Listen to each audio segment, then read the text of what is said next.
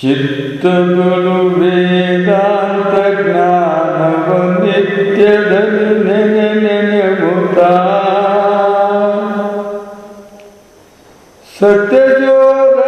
ಸತ್ಯಶೋಧಕರಾದ ಭಕ್ತ ಮುಮುಕ್ಷುಗಳಿಗದ ನೀವುತ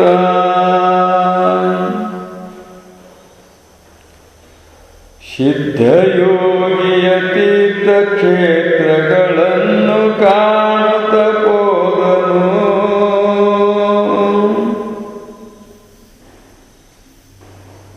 ಬದ್ಧ ಜ್ಞಾನಾರ್ಥಿಗಳನ್ನೆಲ್ಲರನ್ನು ಧರಿಸುವವನಾದನು.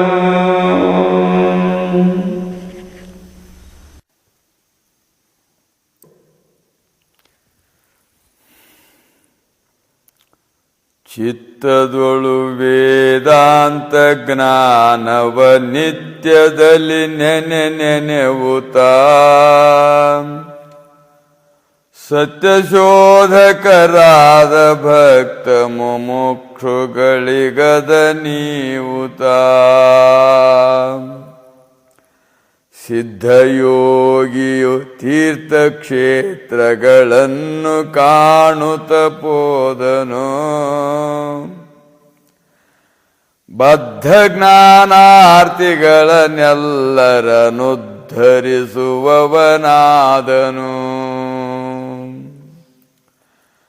ಶ್ರೀ ಗಣೇಶಾಯ ನಮಃ. ಶ್ರೀ ಸದ್ಗುರು ಸಿದ್ಧಾರೂಢಾಯ ನಮಃ. ಶ್ರೀ ಸದ್ಗುರು ಸಿದ್ಧಾರೂಢ ಮಹಾಪ್ರಭುಗಳವರ ದಿವ್ಯ ಚರಿತ್ರೆಯಲ್ಲಿ ಇಂದು 5ನೆಯ ಅಧ್ಯಾಯವು ಪ್ರಾಪ್ತವಾಗಿರುವಂತಹದ್ದು.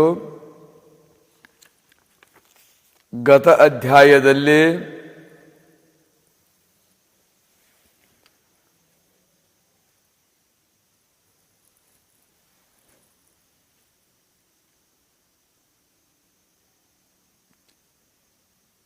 ವೇದಗಳ ಅನುಶಾಸನದಂತೆ ತಾವು ಸದ್ಗುರುವನ್ನ ಶೋಧಿಸಿ ಅವರ ಸೇವೆಯಿಂದ ಸಂತೋಷಪಡಿಸಿ ಅವರ ಪೂರ್ಣವಾಗಿರುವಂಥ ಪ್ರೇಮಾನುಗ್ರಹಕ್ಕೆ ಪಾತ್ರರಾಗಿ ಆರೂಢ ಅವಧೂತ ಸ್ಥಿತಿಯನ್ನು ಹೊಂದಿದರು ಎನ್ನುವಂಥ ವಿಷಯವನ್ನು ಕುರಿತು ಸವಿಸ್ತಾರವಾಗಿ ನಿರೂಪಣೆ ಮಾಡಿದರು. ಉಪನಿಷತ್ತುಗಳಲ್ಲಿ ತದ್ವಿಜ್ಞಾನಾರ್ಥಂ ಸಗುರುಮೇವಾಭಿಗಚ್ಚೇತ್ ಸಮಿತ್ಪಾಣಿ ಶ್ರೋತ್ರಿಯಂ ಬ್ರಹ್ಮನಿಷ್ಠಂ ಅಂಥೇಳಿ ಆ ವಿದ್ಯೆಗೋಸ್ಕರವಾಗಿ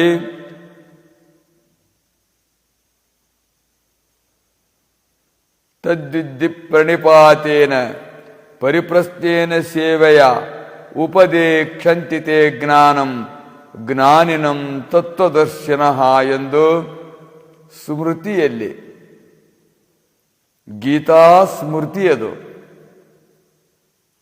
ತದ್ವಿಜ್ಞಾನಾರ್ಥಂ ಎನ್ನುವಂಥದ್ದು ಇದು ಉಪನಿಷತ್ತು. ತದ್ವಿಜ್ಞಾನಾರ್ಥಂ ಸಗುರುಮೇವಾಭಿಗಚ್ಚೇತ್ ಸಮಿತ್ತಪಾಣಿ ಶ್ರೋತ್ರಿಯಂ ಬ್ರಹ್ಮನಿಷ್ಠಂ ಅಂತೇಳಿ ಆ ಜ್ಞಾನಕ್ಕೋಸ್ಕರವಾಗಿ, ಜ್ಞಾನ ಪ್ರಾಪ್ತಿಗೋಸ್ಕರವಾಗಿ ಗುರು ಅನುಗ್ರಹ ಪಡೆದುಕೊಂಡು ಸರ್ವ ದುಃಖ ನಿವೃತ್ತಿ ಆನಂದವನ್ನು ಹೊಂದುವುದಕ್ಕೋಸ್ಕರವಾಗಿ ಸಗುರುಮೇವಾಭಿಗಚ್ಚೇತ್ ಶ್ರೋತ್ರಿಯ ಬ್ರಹ್ಮನಿಷ್ಠರಾಗಿರ್ತಕ್ಕಂಥವರನ್ನ ತಾನು ಶೋಧಿಸಿ ಅವರ ಹತ್ರ ಹೋಗಬೇಕು. ಸಮಿತ್ಪಾಣಿಹಿ ಅಂಥೇಳಿ ಗುರುದರ್ಶನಕ್ಕೆ ಹೋಗಬೇಕಾದ್ರೆ ಸಮಿತಿಗಳನ್ನು ಒಯ್ದುಬೇಕು ಅನ್ನುವಂಥದ್ದೊಂದು ನೇಮ. ಹಿಂದಿನ ಕಾಲದಲ್ಲಿ ಋಷಿಗಳು, ಮಹಾತ್ಮರು, ಸದ್ಗುರುಗಳು, ತಪೋನಿಷ್ಠರು, ಜ್ಞಾನಿಗಳು ವನದಲ್ಲಿ ಹೆಚ್ಚು ವಾಸ ಮಾಡ್ತಾ ಇದ್ದರು. ತಪೋಭೂಮಿಯಲ್ಲಿ, ಪರ್ವತಗಳಲ್ಲಿ, ನದಿ ದಂಡೆಗಳಲ್ಲಿ ವಾಸ ಮಾಡ್ತಾ ಇದ್ರು. ಈಗನೂ ಕೂಡ ಅದೇ ರೀತಿಯಾಗಿ ವಾಸ ಮಾಡ್ತಾ ಇರ್ತಕ್ಕಂಥವರಾಗಿರುವರು. ಆದರೆ ಗುರುವಿನ ಹತ್ತಿರ ಹೋಗಬೇಕಾದ್ರೆ ದಗ್ಧ ಹಸ್ತದಿಂದ ಹೋಗಬಾರದು ಅನ್ನುವಂಥದ್ದು ನೇಮ. ಇಷ್ಟೇ. ಅವರು ಎಲ್ಲಿದ್ದಾರೆ ಅವ್ರ ದರ್ಶನಕ್ಕೆ ಹೋಗಬೇಕಾದ್ರೆ ಸಮಿತ್ ಪಾಣಿ ಅಂತೇಳಿ ಅದನ್ನು ಆ ಸಮಯದಲ್ಲಿ ಅದು ಅವಶ್ಯಕವಾಗಿರ್ತಕ್ಕಂಥದ್ದು. ಅವರ ಧ್ವನಿಗೆ ಹಾಕಲಿಕ್ಕೆ ಒಣಗಿದ ಅರಳಿಯ ಕಟ್ಟಿಗೆಗಳನ್ನು ತೆಗೆದುಕೊಂಡು ಹೋಗಬೇಕು ಅನ್ನತಕ್ಕಂಥದ್ದು. ಕೆಲವು ಅವರು ಬಳಸ್ತಕ್ಕಂಥ ಪದಾರ್ಥಗಳು ಒಂದೊಂದು ರೀತಿಯಾಗಿರುತ್ತದೆ. ಅದು ಬಳಸುವ ಪದಾರ್ಥ ಅರಣ್ಯದಲ್ಲಿರ್ತಕ್ಕಂಥವ್ರು ಒಂದು ರೀತಿಯಾಗಿ,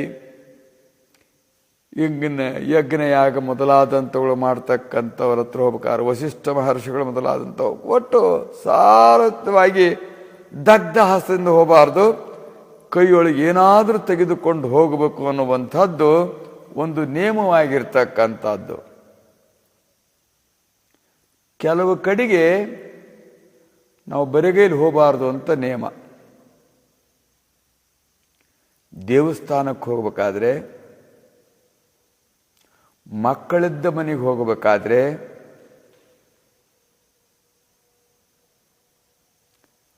ಮತ್ತು ದೊಡ್ಡ ಹೆಣ್ಣು ಮಕ್ಕಳು ಇದ್ದ ಮನೆಗೆ ಹೋಗಬೇಕಾದ್ರೆ, ರೋಗಿಗಳ ಹತ್ರ ಹೋಗಬೇಕಾದ್ರೆ ಬರೀ ಕೈಲಿ ಹೋಗಬಾರದು ಅಂಥೇಳಿ. ಮಕ್ಕಳಿದ್ರಂದ್ರೆ ಅವರಿಗೆ ತಿನ್ನುವ ಪ್ರೀತಿಯ ತಿನಿಸಾಗಿರ್ತಕ್ಕಂಥವುಗಳನ್ನು ತೆಗೆದುಕೊಂಡು ಹೋಗಬೇಕು. ಸ್ತ್ರೀಯರಿದ್ರಂದ್ರೆ ಅಲ್ಲಿ ಹೂವುಗಳನ್ನು ಮೊದಲಾದಂಥವುಗಳನ್ನು ತೆಗೆದುಕೊಂಡು, ಕೆಲವು ಪದಾರ್ಥಗಳನ್ನು ತೆಗೆದುಕೊಂಡು, ಅದು ಸಿಗದೇ ಇರತಕ್ಕಂಥ ಕೆಲವು ಪದಾರ್ಥಗಳನ್ನು ತೆಗೆದುಕೊಂಡು ಹೋಗಬೇಕು ಅನ್ನುವಂಥದ್ದು. ರೋಗಿಗಳಿದ್ದರೆ ಅವ್ರ ಉಪಚಾರಕ್ಕೆ ಏನು ಬೇಕಾಗಿರ್ತತಿ ಅದನ್ನು ಒಯ್ಯಬೇಕು ಅಂಥೇಳಿ. ಇನ್ನು ದೇವರ ಗುಡಿಗೆ ಹೋಗಬೇಕಾದ್ರೆ ಹಣ್ಣು ಕಾಯನ್ನು ಒಯ್ಯಬೇಕಾಗುತ್ತೆ. ಉತ್ತತ್ತಿ ಮೊದಲಾದಂಥವುಗಳನ್ನು, ಕೊನೆಗೆ ಕರ್ಪೂರವನ್ನು, ಊದುಬತ್ತಿಯನ್ನು, ಕಾಯಿ ಹಣ್ಣನ್ನು, ಹಣ್ಣು ಕಾಯನ್ನು, ಹಿಂಗೆ ನೇಮವಾಗಿರ್ತಕ್ಕಂಥದ್ದು. ಭಾರಿ ಹಣ್ಣಾಗಿಬಿಟ್ಟತ್ತು, ಅದು ಆಗಿ ಇದಾಗಿ ದುಃಖ ಪಡ್ತತ್ತು ಅಂದರೆ ಅದನ್ನು ಕಾಯಿ ಮಾಡ್ಕೊಳಕ್ಕೆ ಹೋಗೋದು. ಹಣ್ಣು ಕಾಯಿ ಅಂದರೆ ಇದರಿಂದ ಜರ್ಜರವಾಗಿಬಿಡ್ತತ್ತಲ್ಲ, ಆ ಹೊಡ್ತಾ ಈ ಹೊಡ್ತಾ ಅದರದ್ದು ಇದ್ರದ್ದು ತಿಳ್ಕೊಂಡು ಸಾಕಾಗಿ ಹಣ್ಣಾಗಿಬಿಟ್ಟದನಪ್ಪ ಅಂತಿರ್ತಾರಲ್ಲ, ಹಂಗಾದಾಗ ದೇವ್ರ ಹತ್ರ ಹೋಗಿ ನಾನು ಕಾಯಿ ಮಾಡಪ್ಪ, ಗಟ್ಟಿ ಮಾಡಪ್ಪ ಅಂತ ಹೇಳಿ. ಇನ್ನು ಹೊರಡ್ತಾನ ಅದು ಇದು ಇರ್ತಾವ ನೋಡಿ ಹುಡುಗರನ್ನ, ಏನೇನೋ ಹೊರಡ್ತಾನ ಅದೆಲ್ಲ ಇರ್ತೈತಿ, ಇವನಿಗೆ ಬುದ್ಧಿ ಇಲ್ಲಪ್ಪ, ಹಂಗೆ ಹಿಂಗೆ ಅದು ಕಾಯಾಗಿರ್ತಕ್ಕಂಥದ್ದು ಹಣ್ಣು ಮಾಡಪ್ಪ ಅಂಥೇಳಿ ಹಣ್ಣು ಕಾಯಿ ಒಯ್ಯೋದು, ಕಾಯಿ ಹಣ್ಣು ಒಯ್ಯೋದು ಅನ್ನುವಂಥದ್ದೊಂದು ನೇಮ. ಅದ್ರ ಲಕ್ಷ್ಯಾರ್ಥ ಹಿಂಗೆ. ಅದು ಹಣ್ಣಾಗಿತ್ತು ಅಂದ್ರೆ ಕಾಯಿ ಮಾಡ್ಕೊಂಬರೋದು, ಅಲ್ಲೇ ದೇವ್ರ ಹತ್ರ ಹೊರ ಪಡ್ಕೊಂಡು. ಕಾಯಾಗಿತ್ತು ಅಂದ್ರೆ ಅದನ್ನು ನಾವು ಮೆತ್ತೆ ಮಾಡ್ಕೊಂಬರೋದು, ಹಣ್ಣು ಮಾಡ್ಕೊಂಬರೋದು, ತಿನ್ನಕ್ಕೆ ಬರಂಗೆ, ಉಪಯೋಗಿಸೋಕೆ ಬರಂಗೆ, ಹೀಗೆ ಹೋಗ್ಬೇಕು ಅಂತ ನೇಮ. ಹಂಗೆ ಹೋಗಲಿಲ್ಲ ಅಂದರೆ ಹಣ್ಣಿಲ್ಲ ಕಾಯಿಲ್ಲ ಬಂದನ್ ಗುಡಿಗೆ, ವರವಿಲ್ಲ ಶಾಪಿಲ್ಲ ಹೋಗಿ ನಿನ್ನ ಮನೆಗೆ ಅಂಥೇಳಿ. ದಗ್ಧ ಹಸ್ತದಿಂದ ಹೋದ್ವಿ ಅಂದರೆ ಹಂಗ ಆಶೀರ್ವಾದ, ಹಂಗ ಒಲಿಮೆ, ಹಂಗ ಒಳ್ಳೇದಾಗಬೇಕು ಅಂಥೇಳಿ ಹೋದ್ವಿ ಅಂದರೆ, ಕೆಲವ್ರು ಪ್ಯಾಟ ನೋಡ್ತಿರ್ತಾರೆ, ಸೈಕಲ್ ಮೇಲೆ ಹೋಗ್ತಿರ್ತಾರೆ, ಒಳ್ಳೇದು ಮಾಡಪ್ಪ ಅಂತ ಹಿಂಗೆ ಕೈ ಮುಟ್ಕೊಂತಾರೆ, ಹಿಂಗೆ ಶೆಲಿಟ್ ಹೊಡಿತಾರೆ, ಹಂಗೆ ಹೋಗ್ತಿರ್ತಾರೆ. ಅವ್ರಿಗೆ ಒಳ್ಳೇದು ಮಾಡ್ಬೇಕಂತ ದಾರಿಗೆ ಹೋಗ್ಬೇಕಾರ ಆತ ಅಷ್ಟಾರ ಸಂಸ್ಕಾರ ಐತಲ್ಲ ಅಂತ ಒಂದು ಸಂತೋಷ ಪಡ್ಬೇಕು. ತೀರಾ ಅದಕ್ಕಿಂತ ಕಡಿ ಅದಾರಲ್ಲ, ಅದಕ್ಕಿಂತ ಕಡಿಯಲ್ಲಿ ಬಿಡಲ್ಲ, ಅಷ್ಟಾರ ಒಂದು ದೇವ್ರ ಗುಡಿ ಐತಿ ಅಂತ ಹೇಳಿ ಹಂಗೆ ಅಂತಾರೆ.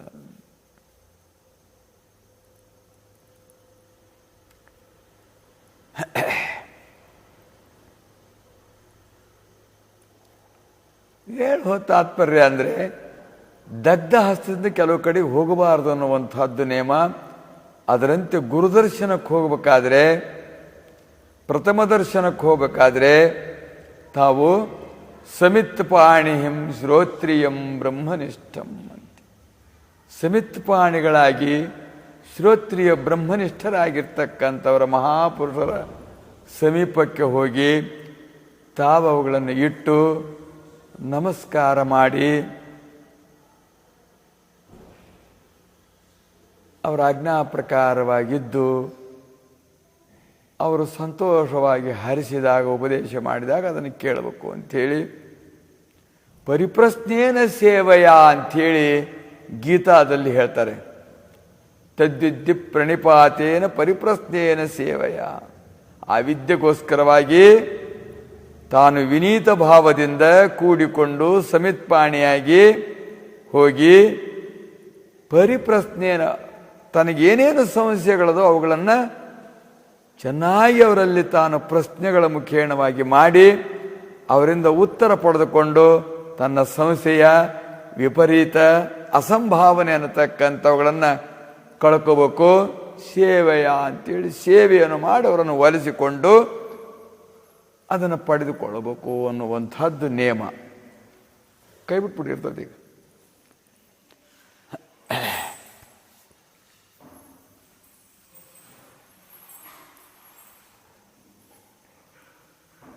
ಒಂದೊಂದು ದೇವತೆಗಳು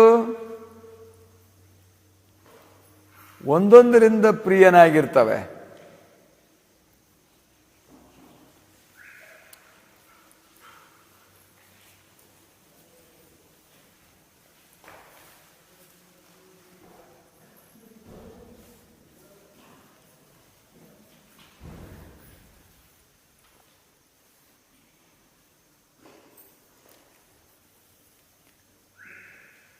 ಸೂರ್ಯ ನಮನ ಪ್ರಿಯನು ಅಂಥೇಳಿ, ಸೂರ್ಯನು ನಮನ ಪ್ರಿಯನವನು.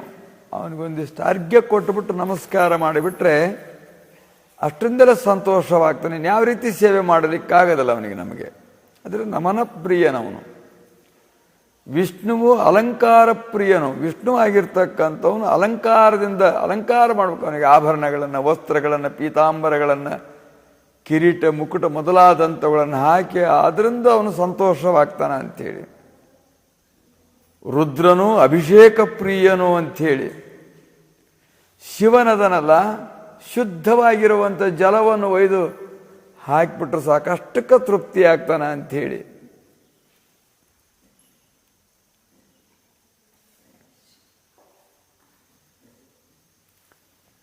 ಸ್ವಲ್ಪ ಯಾವ್ದಾರ ಫ್ಯಾನ್ ಹಾಕ ಇಲ್ಲಿ.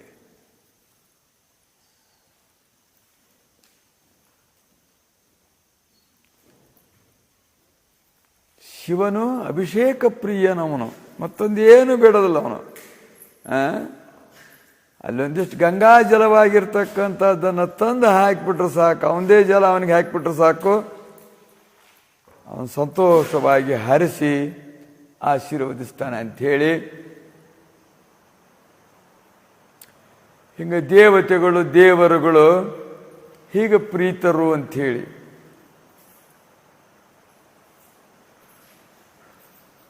ಇನ್ನು ಸದ್ಗುರುವು ಸೇವಾಪ್ರಿಯನು ಅಂಥೇಳಿ. ಏನು ಬೇಕಾಗಿಲ್ಲ ಅವನಿಗೆ.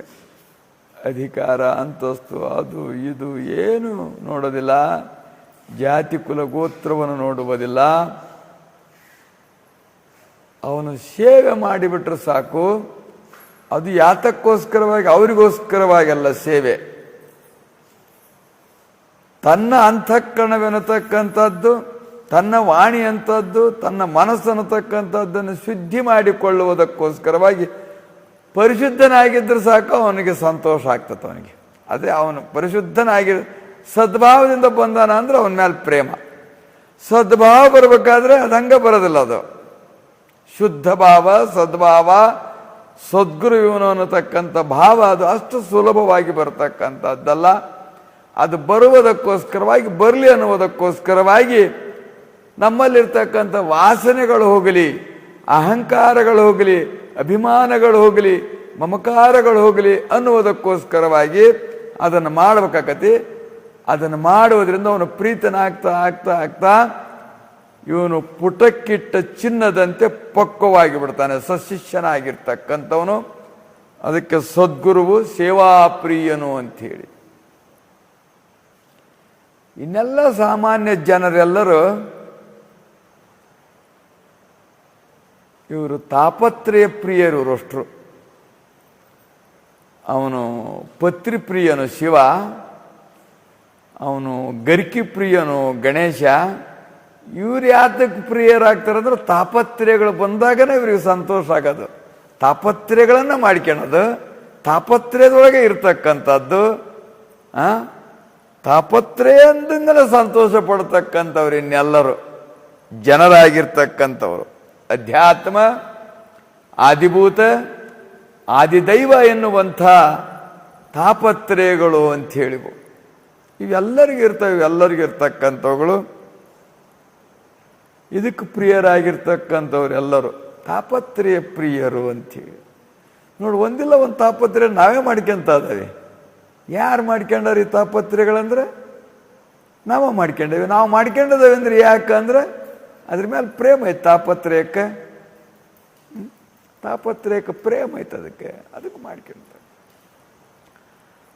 ಹಾಗೆ ಹಿಂದಿನ ಅಧ್ಯಾಯದಲ್ಲಿ ಸದ್ಗುರುವಿನ ಸೇವೆಯಾಗಿರ್ತಕ್ಕಂಥದ್ದನ್ನು 12 ವರ್ಷ ಸಿದ್ಧರು ತಾವು ಮಾಡಿ ಸಿದ್ಧಾರೂಢರಾದರು ಎನ್ನುವಂಥ ವಿಷಯವನ್ನ,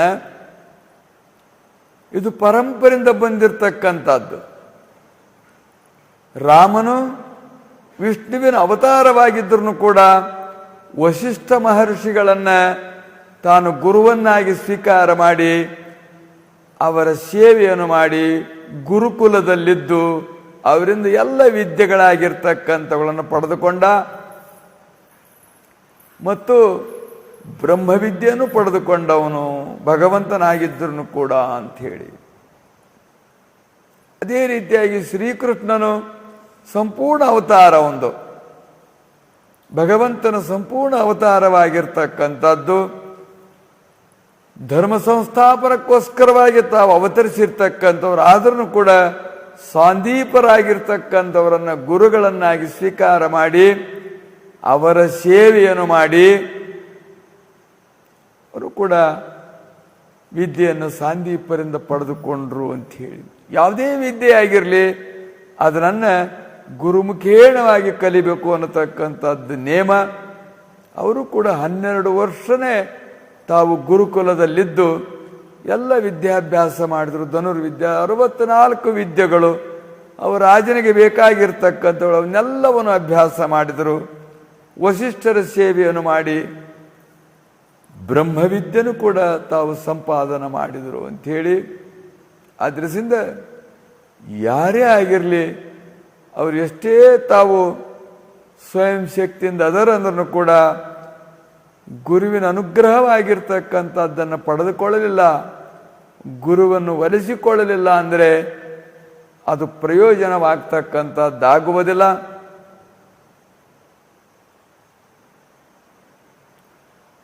ಒಲಿಸಿಕೊಳ್ಳುವುದರಲ್ಲಿ ಕೂಡ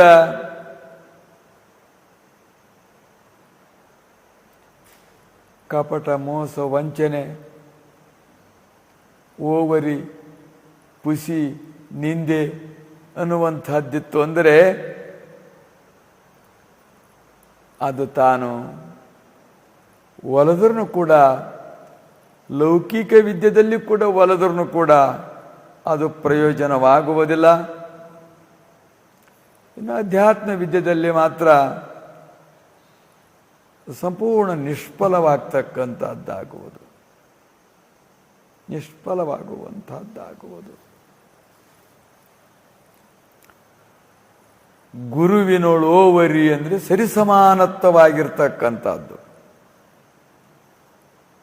ಭೀಷ್ಮ ಸರಿಸಮಾನತ್ವವಾಗಿರ್ತಕ್ಕಂಥದ್ದನ್ನು ಮಾಡಿಬಿಟ್ಟ. ಕೊನೆಗೆ ಎಲ್ಲ ವಿದ್ಯೆ ಕಲ್ತು ಬಳಕ ಇವನು ಕರ್ಣ ಸುಳ್ಳು ಹೇಳಿಬಿಟ್ಟ, ಒಲದರು. ಆದರೆ ಒಳಗೆ ಇವುಗಳನ್ನು ಇಟ್ಟುಕೊಂಡು ತಾವು ಆ ಸಂಪಾದನೆ ಮಾಡಿದ್ರಿಂದ ದಿವ್ಯಾಸ್ತ್ರಗಳು, ಮಂತ್ರಾಸ್ತ್ರಗಳನ್ನೆಲ್ಲವನ್ನೂ ಹೇಳಿದರು ಪರಶುರಾಮರು. ಆದ್ರೂ ಕೂಡ ಸಮಯದಲ್ಲಿ ಅವನಿಗೆ ಉಪಯೋಗ ಸ್ಮರಣಕ್ಕೆ ಬರಲಿಲ್ಲ. ದಿವ್ಯಾಸ್ತ್ರಗಳು ಮಂತ್ರನ ಸ್ಮರಣಕ್ಕೆ ಬರಲಿಲ್ಲ. ಶಾಪ ಬಂದುಬಿಟ್ಟುತ್ತಲ್ಲ, ಅದು ವಿಸ್ಮರಣವಾಗಿಬಿಡ್ಲಿ ನಿನಗೆ ಸಮಯದಲ್ಲಿ ಅಂತೇಳಿ. ಮತ್ತು ಒಂದು ಬ್ರಾಹ್ಮಣನ ಗೋವಾಗಿರ್ತಕ್ಕಂಥದ್ದನ್ನು ಹತ್ಯೆ ಮಾಡಿದ್ದ. ಅವನು ಕೂಡ ನೀನು ಶಸ್ತ್ರದಿಂದ ಹತ್ಯೆ ಮಾಡಿದೆ ಅಂದರೆ ನೀನು ಕೂಡ ಶಸ್ತ್ರದಿಂದ ನೀನು ದಿವ್ಯಾಸ್ತ್ರಗಳನ್ನು ಪಡೆದುಕೊಂಡ್ರು ಕೂಡ ಬಾಣದಿಂದಲೇ ಹೊಡೆಸಿಕೊಂಡು ಸಾಯಿ, ನೀನು ನಿನ್ನ ರಥ ಯುದ್ಧದಲ್ಲಿ ಮುಂದಕ್ಕೆ ಹೋಗದಂಗೆ ಹುಗಿದು ಬಿಡಲಿ. ಹಿಂಗೆ 2 ರೀತಿ ಶಾಪಗಳಿದ್ವು. ಅದಕ್ಕೋಸ್ಕರವಾಗಿ ಅಷ್ಟೆಲ್ಲ ಪಡೆದುಕೊಂಡ್ರೂ ಕೂಡ ಅದು ಪ್ರಯೋಜನಕಾರಿ ಆಗಲಿಲ್ಲ ಅನ್ನುವಂಥ ಇತಿಹಾಸಗಳು. ಒಂದು ತಾತ್ಪರ್ಯವೇನು ಅಂದರೆ, ಒಲಿಸಿಕೊಂಡಿದ್ರು, ಸೇವಾ ಮಾಡಿದ್ರು, ಎಲ್ಲ ಇತ್ತು, ಒಳಗಿದು ಒಂದಿಷ್ಟು ಹುಳುಕಿಟ್ಕೊಂಡಿದ್ರು ಅವರು. ಅವರಲ್ಲಿ ಸುಳ್ಳು ಹೇಳಿಬಿಟ್ಟ ಅವನು, ನಾನು ಬ್ರಾಹ್ಮಣ ಅಂತೇಳಿ. ದ್ರೋಣರ ಹತ್ರ ಬಂದು ವಿದ್ಯಾಭ್ಯಾಸ ಮಾಡಲಿಕ್ಕೆ ಬಂದಾಗ ನಾವಿಲ್ಲಿ ರಾಜಕುಮಾರರು ಮಾತ್ರ ನಾವು ವಿದ್ಯಾಭ್ಯಾಸ ಮಾಡಿಸುವವರು, ಬೇರೆಯವ್ರಿಗೆ ಅವಕಾಶವಿಲ್ಲ ಅಂತೇಳಿ ತಿರಸ್ಕಾರ ಮಾಡಿದ್ರು. ಪರಶುರಾಮರ ಹತ್ರ ಹೋದರು. ಅವರು ಕ್ಷಾತ್ರದ ಮಹಾವೈರತ್ವವನ್ನು ಉಳ್ಳಂಥವರವರು. 21 ಸಲ ಭೂಲೋಕವನ್ನೆಲ್ಲ ಪ್ರದಕ್ಷಿಣೆ ಮಾಡಿ ಯುದ್ಧ ಮಾಡಿ ಕ್ಷತ್ರಿಯರನ್ನು ಸಮೂಲವಾಗಿ ನಾಶ ಮಾಡಿಬಿಟ್ಟಿದ್ರು ಅವರು. ಜಮದಗ್ನಿಗೆ ಬಂದು ಆ ರೀತಿಯಾಗಿ ರುಂಡ ಹಾರಿಸಿ ಅದನ್ನು ಕಾಮಧೇನುವಿಗೆ ಕಟ್ಕೊಂಡು ಹೋಗಿದ್ದು, ಅವನ ಮೇಲೆ ಆಕ್ರಮಣ ಮಾಡಿ, ಮಹರ್ಷಿ ಮೇಲೆ ಆಕ್ರಮಣ ಮಾಡಿರ್ತಕ್ಕಂಥ ಸೇಡಿಗೆ ಸಿಟ್ಟಿಗೆ ಎಲ್ಲರನ್ನು ಇವರು ಕ್ಷಾತ್ರರಾಗಿರ್ತಕ್ಕಂಥವ್ರು ಇಷ್ಟು ಯಾವ ಧರ್ಮದ ವಿಚಾರವಿಲ್ಲ ಅಂಥೇಳಿ ವರ್ತನೆ ಮಾಡ್ತಾರೆ ಅಂಥೇಳಿ ಶಪಥ ಮಾಡಿ ಆ ರೀತಿ ಮಾಡಿದ್ರು. ಆ ಸಿಟ್ಟಂತಿದ್ದೇ ಇತ್ತು. ಅವರು ಬ್ರಾಹ್ಮಣರ ಹೊರತು ಯಾರಿಗೂ ಹೇಳ್ತಾ ಇದ್ದಿಲ್ಲ. ಅದ್ರಸಿಂದ ಹೆಂಗೆ ಸಂಪಾದನೆ ಮಾಡಿದ್ರು ಕೂಡ ಅದನ್ನು ನಾವು ಸರಿಯಾಗಿ ಬಳಸಿಕೊಳ್ಳಲಿಲ್ಲ ಅಂದರೆ ಅದು ನಮಗೆ ಉಪಯೋಗವಾಗ್ತಕ್ಕಂಥದ್ದಾಗುವುದಿಲ್ಲ. ಆ ದೃಷ್ಟಿಯಿಂದ ಆ 12 ವರ್ಷ ಸೇವೆ ಮಾಡುವುದರಿಂದ ಪಕ್ವವಾಗ್ತಕ್ಕಂಥದ್ದನ್ನು ನೋಡ್ತಾರೆ ಅವರು. ಬ್ರಹ್ಮವಿದ್ಯೆಯಲ್ಲಿ ಮಾತ್ರ ಪಕ್ವತೆಗೆ ಅದಕ್ಕೆ ಅವಕಾಶ. ಅದು 12 ವರ್ಷಕ್ಕಾಗ್ಬೋದು, 12 ದಿವಸಕ್ಕಾಗಬಹುದು, 12 ತಾಸಿಗಾಗ್ಬೋದು, 12 ಸೆಕೆಂಡು, 12 ನಿಮಿಷಕ್ಕಾಗಬಹುದು. ಒಂದು ರಕಿಪಿ ಮೇಲೆ ಕಾಲಿಟ್ಟು ಇನ್ನೊಂದು ರಕಿಪಿ ಮೇಲೆ ಕಾಲಿಡೋದ್ರೊಳಗೆ ಮುಕ್ತಿ ಕೊಡ್ತಾನೆ, ನಾನು ಹೇಳ್ದಂಗೆ ಕೇಳು ಅಂತಂದರು. ಕುದುರೆಗೆ ರಕಿಪ್ ಅಂತ ಹಾಕಿರ್ತಾರೆ ಕಾಲಿಡ್ತಕ್ಕಂಥವುಗಳು. ನೀನು ಒಂದು ಎಡಗಡೆ ಕಾಲಿಟ್ಟು ತಿರುಗಿ ಹಿಂಗೆ ಬರಗಡೆ ಕಾಲಿಡೋದ್ರೊಳಗನ ಮೋಕ್ಷ ಕೊಡ್ತಾನೆ. ನಾನು ಹೇಳ್ದಂಗೆ ಚಿತ್ತದ ಸ್ಥಿರತೆ ಮಾಡು, ಮನಸ್ಸನ್ನು ಏಕಾಗ್ರತೆ ಮಾಡು, ಆಗಲೇ ಮೋಕ್ಷ ಕೊಡ್ತಾನೆ ಅಂದರು.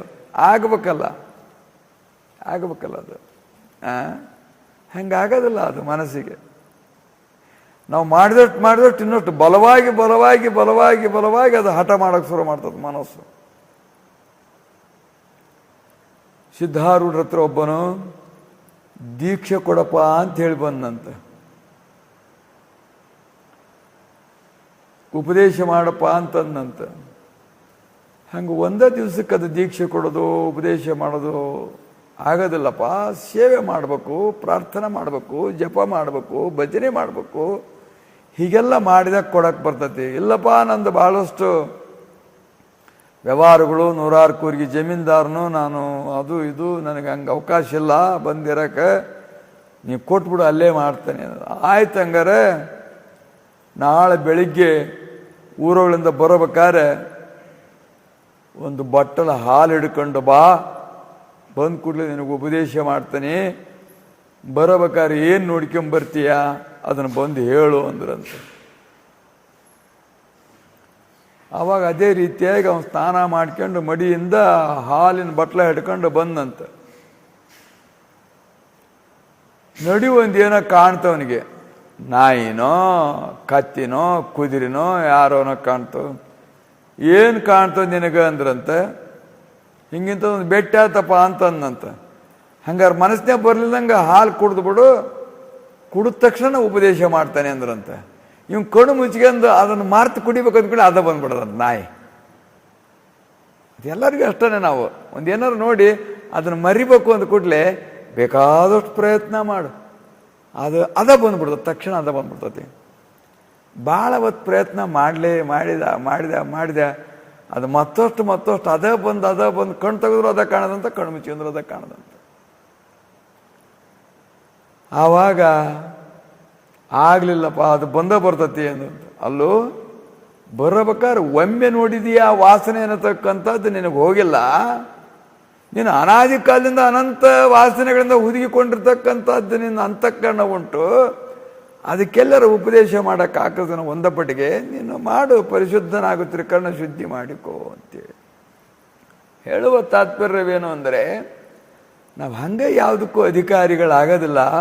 ಅಧಿಕಾರಿಗಳಾಗಬೇಕಾದ್ರೆ ಬಹುದಿವಸ ಸಾಧನ, ಸೇವೆ, ಭಜನೆ, ಸತ್ಸಂಗ ಮೊದಲಾದಂಥವುಗಳನ್ನು ಮಾಡಿದಾಗ ಮಾತ್ರ ಅದು ಆಗ್ತಕ್ಕಂಥದ್ದಾಗುವುದು. ಹಂಗೆ ಪರಿಶುದ್ಧರಾಗಿರ್ತಕ್ಕಂಥವ್ರಿಗೆ ಕೆಲವೇ ದಿವಸದಲ್ಲಿ ಮೋಕ್ಷರಾಗಿರ್ತಕ್ಕಂಥ ಸಮಾಧಿ ಸ್ಥಿತಿಯನ್ನು ಹೊಂದಿರತಕ್ಕಂಥ ಮುಂದಿನ ಕೆಲವು ಅಧ್ಯಾಯಗಳಲ್ಲಿ ಬರ್ತದೆ. ಇನ್ನು 13-14 ಅಧ್ಯಾಯದವರೆಗೂ ಇದು ಬಹಳಷ್ಟು ವೇದಾಂತ ವಿಚಾರದಿಂದ ಕೂಡಿಕೊಂಡಿರ್ತಕ್ಕಂಥ ಅಧ್ಯಾಯಗಳಿವು, ಉಪನಿಷದ ಅರ್ಥಗಳಿಂದ ಕೂಡಿಕೊಂಡಿರ್ತಕ್ಕಂಥವುಗಳಿವು. ಇವುಗಳನ್ನು ಅರಗಿಸಿಕೊಳ್ಳಲಿಕ್ಕೆ ಬಹಳಷ್ಟು ಕಷ್ಟ ಸಾಧ್ಯವಾಗಿರ್ತಕ್ಕಂಥದ್ದು. ಆದ್ರೂ ಕೂಡ ಸಂಸ್ಕಾರವಾಗಲಿಕ್ಕೆ ಕೆಲವುಗಳನ್ನು ಸ್ಮರಣೆ ಮಾಡ್ಕೊಂತ ಹೋಗೋದು. ಇನ್ನು 13-14ನೇ ಅಧ್ಯಾಯದಿಂದ ಶುರುವಾಗ್ತದಲ್ಲ, ಆವಾಗ ಗೊತ್ತಾಗ್ತತಿ. ಶರಣಪ್ಪನವರೊಂದು ಬಂದು ಕೆಲವೇ ದಿವಸದಲ್ಲಿ ಅವ್ರನ್ನ ಪರೀಕ್ಷೆ ಮಾಡಿ ಏನು ಅಭ್ಯಾಸ ಮಾಡಿದಾರಲ್ಲ ಏನಲ್ಲ, ಪರಿಪಕ್ವ ಹೃದಯರಾಗಿರ್ತಕ್ಕಂಥವ್ರು, ಪರಿಶುದ್ಧ ಹೃದಯರಾಗಿರ್ತಕ್ಕಂಥವ್ರು, ಮುಗ್ಧ ಸ್ವಭಾವದಿಂದ ಕೂಡಿಕೊಂಡಿರ್ತಕ್ಕಂಥವರು. ಮತ್ತೊಂದಲ್ಲ, ಗುರುಪಾದವೇ ಗತಿ ಎಂದು, ನೀನೇ ಸರ್ವಶ್ರೇಷ್ಠನು, ನೀನು ಹೇಳುವುದೇ ವೇದವಾಕ್ಯ ಎನ್ನುವಂಥ ಭಕ್ತಿ ವಿಶ್ವಾಸದಿಂದ ಕೂಡಿಕೊಂಡಿರ್ತಕ್ಕಂಥವರಿಗೆ ಬರೀ ಮರ ಹತ್ತಿ ಬಿದ್ದ ತಕ್ಷಣದಲ್ಲಿ ಸಮಾಧಿ ಸ್ಥಿತಿ ಬಂತು, ಅವರು ಹಸ್ತ ಇಟ್ಕೊಟ್ಲಿ ಅಂತ. ಆ ಬೋಳೆ ಭಕ್ತನಾಗಿರ್ತಕ್ಕಂಥವನು ಕೆಲವೇ ದಿವಸ ಬಂದಿದ್ದವನು ಮೈಸೂರು ಕಡೆಯಿಂದ, ಅಗರ್ಭ ಶ್ರೀಮಂತ ಬಂದಿರ್ತಕ್ಕಂಥವನಿಗೆ ಎಲ್ಲ ಬಹಳಷ್ಟು ತಿಳಿದವರು, ಬಹಳಷ್ಟು ವರ್ಷಗಳ ಸೇವಾ ಮಾಡಿದರು. 12 ವರ್ಷ ಸೇವಾ ಮಾಡಿದರಿದ್ದರು, ಯೋಗ ಮಾಡಿದರಿದ್ದರು, ತಪಸ್ಸು ಮಾಡಿದರಿದ್ದರು, ಶಾಸ್ತ್ರಾಭ್ಯಾಸ ಮಾಡಿದರಿದ್ದರು, ಬಹಳಷ್ಟು ಮಂದಿ ಇದ್ದರು. ಜ್ವರ ಬಂದ ತಗಂತೇನ ನೀನು ಅಂದರೆ ಅಷ್ಟು ದೇಹಾಭಿಮಾನದಿಂದ ಕೂಡಿಕೊಂಡು ಅಷ್ಟು ದೂರ ಆಗಿಬಿಟ್ರು. ಪರೀಕ್ಷೆ ಕಾಲದಲ್ಲಿ ಮಾತ್ರ ನಾವು ಸೋತು ಬಿಡ್ತೇವೆ. ಪರೀಕ್ಷೆ ಕಾಲದಲ್ಲಿ ಸೋತ್ರ ಮತ್ತಿನೇನು ಫೇಲ್ ಆಗಿಬಿಟ್ರೆ ಏನಾಗುತ್ತೆ, ಮತ್ತೆ ಹೋಗ್ಬೇಕಾಗ್ತದೆ. ಹಂಗೆ ಪರೀಕ್ಷೆ ಕಾಲಗಳು ಯಾವಾಗ ಹೆಂಗೆ ಬರ್ತಾವೆ ಗೊತ್ತಾಗ್ತಕ್ಕಂಥದ್ದಾಗುವುದಿಲ್ಲ. ಅವ ಬೋಳೆ ಭಕ್ತನ ಹತ್ರ ಹೋಗಿ ಕೇಳಿದಾಗ ಅವನು ಸ್ವೀಕಾರ ಮಾಡಿಬಿಟ್ಟ. ಸನ್ಯಾಸಿಗಳು, ತಪಸ್ಸು ಮಾಡಿದವರು, ಶಾಸ್ತ್ರ ಕೇಳಿದವರು ಎಲ್ಲರೂ ಓಡಿ ಹೋದರು. ಅವನು ಸ್ವೀಕಾರ ಮಾಡಿದ. ಜಾತ್ರೆ ಮುಗಿತಿದ್ದಂಗನ ಅವನಿಗೆ ಅನುಗ್ರಹ ಮಾಡಿ ಸಮಾಧಿ ಸ್ಥಿತಿಯನ್ನು ಸ್ವರೂಪ ಸಾಕ್ಷಾತ್ಕಾರವಾಗಿರ್ತಕ್ಕಂಥದ್ದನ್ನು ಮಾಡಿದರು. ಎಷ್ಟೊಂದು 7-8 ದಿವಸದೊಳಗೆ. ಹೇಳುವ ತಾತ್ಪರ್ಯವೇನು ಅಂದರೆ 12 ವರ್ಷ ಮಾಡ್ಬೇಕಾಕತಿ, 12 ಜನ್ಮದ ಮಾಡ್ಬೇಕಾಕತಿ, ಹೇಳಲಿಕ್ಕೆ ಬರೋದಿಲ್ಲ. ಅದು ನಮ್ಮ ಒಂದು ಸದ್ಭಾವ ಎಷ್ಟೆಷ್ಟು ನಮ್ಮ ವಾಸನೆಗಳು ಹೋಗ್ತವೋ, ಸಂಸ್ಕಾರಗಳು ಹೋಗ್ತವೋ, ಶ್ರೇಷ್ಠ ವರ್ತನ, ಸದ್ಭಾವ, ಸದ್ಭಕ್ತಿ ಅನ್ನತಕ್ಕಂಥದ್ದು ಎಷ್ಟೆಷ್ಟು ನಾವು ಅಭಿವೃದ್ಧಿ ಮಾಡ್ಕೊಂತ ಹೋಗ್ತವೋ ಅಷ್ಟಷ್ಟು ತೀವ್ರವಾಗಿ ನಮಗೆ ಮೋಕ್ಷವೆನ್ನತಕ್ಕಂಥದ್ದು ಪ್ರಾಪ್ತವಾಗುವಂಥದ್ದಾಗುವುದು. ಆ ರೀತಿಯಾಗಿ ಶೋಧಿಸಿ 12 ವರ್ಷ ಸೇವೆಯನ್ನು ಮಾಡಿ ತಾವು ಸದ್ಗುರುವಿನ ಪೂರ್ಣ ಪ್ರೇಮಾನುಗ್ರಹಕ್ಕೆ ಪಾತ್ರರಾಗಿ ಅವರ ತತ್ಸ್ವರೂಪರೇ ತಾವಾಗಿ ಅವರ ಆದೇಶದ ಮೇರೆಗೆ ನೀನಿದು ನನ್ನ ಮುಂದೆ ಎಲ್ಲ ಲೋಕ ಕಲ್ಯಾಣಕ್ಕೋಸ್ಕರವಾಗಿ ಇದು ನನ್ನ ಪ್ರಕಟ ಮಾಡು, ಇದ್ದಲ್ಲಿ ಹೋಗಿ ಅವರಿಗೆ ಉಪದೇಶ ಮಾಡಿ ಉದ್ಧಾರ ಮಾಡು ಅಂತೇಳಿ ಆದೇಶ ಮಾಡಿದರು. ಆ ರೀತಿಯಾಗಿ ಮತ್ತೆ ಸಂಚಾರಕ್ಕೆ ಹೊರಟರು ಎನ್ನುವಂಥ ವಿಷಯವನ್ನು ಸದ್ಯ ಪ್ರಾಪ್ತವಾಗಿರ್ತಕ್ಕಂಥ ಅಧ್ಯಾಯದಲ್ಲಿ ನಿರೂಪಣ ಮಾಡುವರು.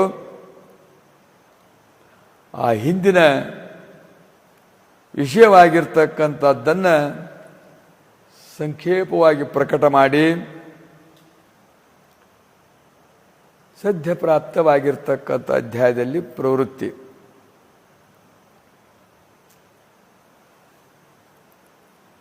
ಸದ್ಗುರು ಸಿದ್ಧಾರೂಢರು ಅವರ ಆಜ್ಞೆ ಮೇರೆಗೆ ಅವರಿಗೆ ಅಲ್ಲಿದ್ದ ಹೋಗಲಿಕ್ಕೆ ಮನಸ್ಸೇ ಇಲ್ಲ. ತಾವೇ ತಾವಾಗಿದ್ದಾಗ ಎಲ್ಲಿ ಹೋಗಬೇಕು, ಮತ್ತೆಲ್ಲಿ ಹೋಗಬೇಕು, ಮತ್ತೆಲ್ಲಿ ಹೋಗೋದಿಲ್ಲ, ಬರೋದಿಲ್ಲ, ಮ್ಯಾಲಿಲ್ಲ, ಕೆಳಗಿಲ್ಲ ಅಂದ ಬಳಕ ಎಲ್ಲಿ ಹೋಗೋದು? ಹಾಗಲ್ಲ, ನೀನು ಎಲ್ಲೆಲ್ಲಿ ಹೋಗಿ ಸಂಚಾರ ಮಾಡ್ತೀಯೋ ಅಲ್ಲೆಲ್ಲೆಲ್ಲ ಸದ್ಭಕ್ತರಿರ್ತಾರೆ, ಗುರುಭಕ್ತರಿರ್ತಾರೆ, ಸಾತ್ವಿಕರಿರ್ತಾರೆ. ಅವರನ್ನೆಲ್ಲ ಉದ್ಧಾರ ಮಾಡಬೇಕು ಅಂಥೇಳಿ ಆಜ್ಞೆ ಮಾಡಿದರು. ಅವರು ಇದನ್ನೆಲ್ಲ ತೆಗೆದುಕೊಂಡು ಹೋಗಿ ಜಗತ್ತಿನ ತುಂಬ ಬಿತ್ತರಿಸು, ಈ ಶಿವಮಂತ್ರವಾಗಿರ್ತಕ್ಕಂಥದ್ದನ್ನು ಎಲ್ಲರಿಗೂ ಬೋಧಿಸು, ಎಲ್ಲರೂ ಆ ಮುಖೇಣವಾಗಿ ಧನ್ಯರಾಗಲಿ.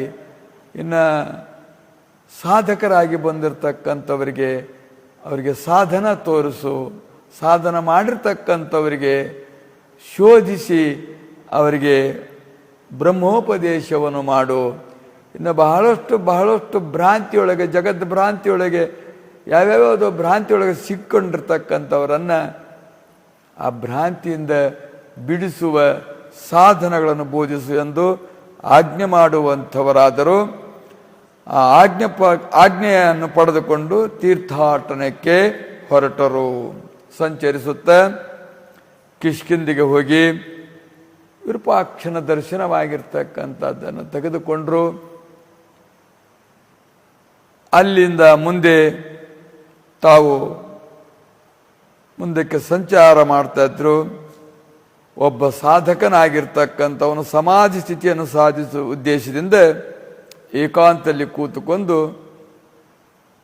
ಕೂತಿದ್ದನು. ಅವನು ಒಂದೊಂದೇ ಅಂಗವನ್ನು ಅನುಕ್ರಮದಿಂದ ಸಾಧಿಸಿ ಸಪ್ತಾಂಗ ಯೋಗವನ್ನು ಸಾಧಿಸುತ್ತಿದ್ದನು. ಅಷ್ಟಾಂಗ ಯೋಗಗಳು ಅಂತ ಹೇಳಿರುವವು ಯಮ, ನಿಯಮ, ಪ್ರಾಣಾಯಾಮ, ಪ್ರತ್ಯಾಹಾರ, ಧಾರಣ, ಧ್ಯಾನ, ಸಮಾಧಿ ಅನ್ನುವಂಥದ್ದು 8 ಅಂಗ. ಇವು ಒಂದೊಂದು ಅಂಗಗಳನ್ನು ಸಾಧಿಸಲಿಕ್ಕೆ ಎಷ್ಟೋ ಜನ್ಮಗಳು ಬೇಕಾಗುವುದು. ಅದರ ಬಹುಜನ್ಮದ ಯೋಗಾಭ್ಯಾಸಿ ಆಗಿದ್ದರಿಂದ ಅವನು 7 ಅಂಗಗಳನ್ನು ಸಾಧಿಸಿದ್ದನು. ಇನ್ನು ಕೊನೆಯ ಅಂಗವಾಗಿರ್ತಕ್ಕಂಥದ್ದೊಂದು ಮಾತ್ರ ಇತ್ತು. ಆ ತಿಲ್ಲಿ ತನಕ ಬಂದನ ಅಂದಾಗ ಖಂಡಿತವಾಗಿ ಇವನು ಗುರಿ ಮುಟ್ತಾನೆ,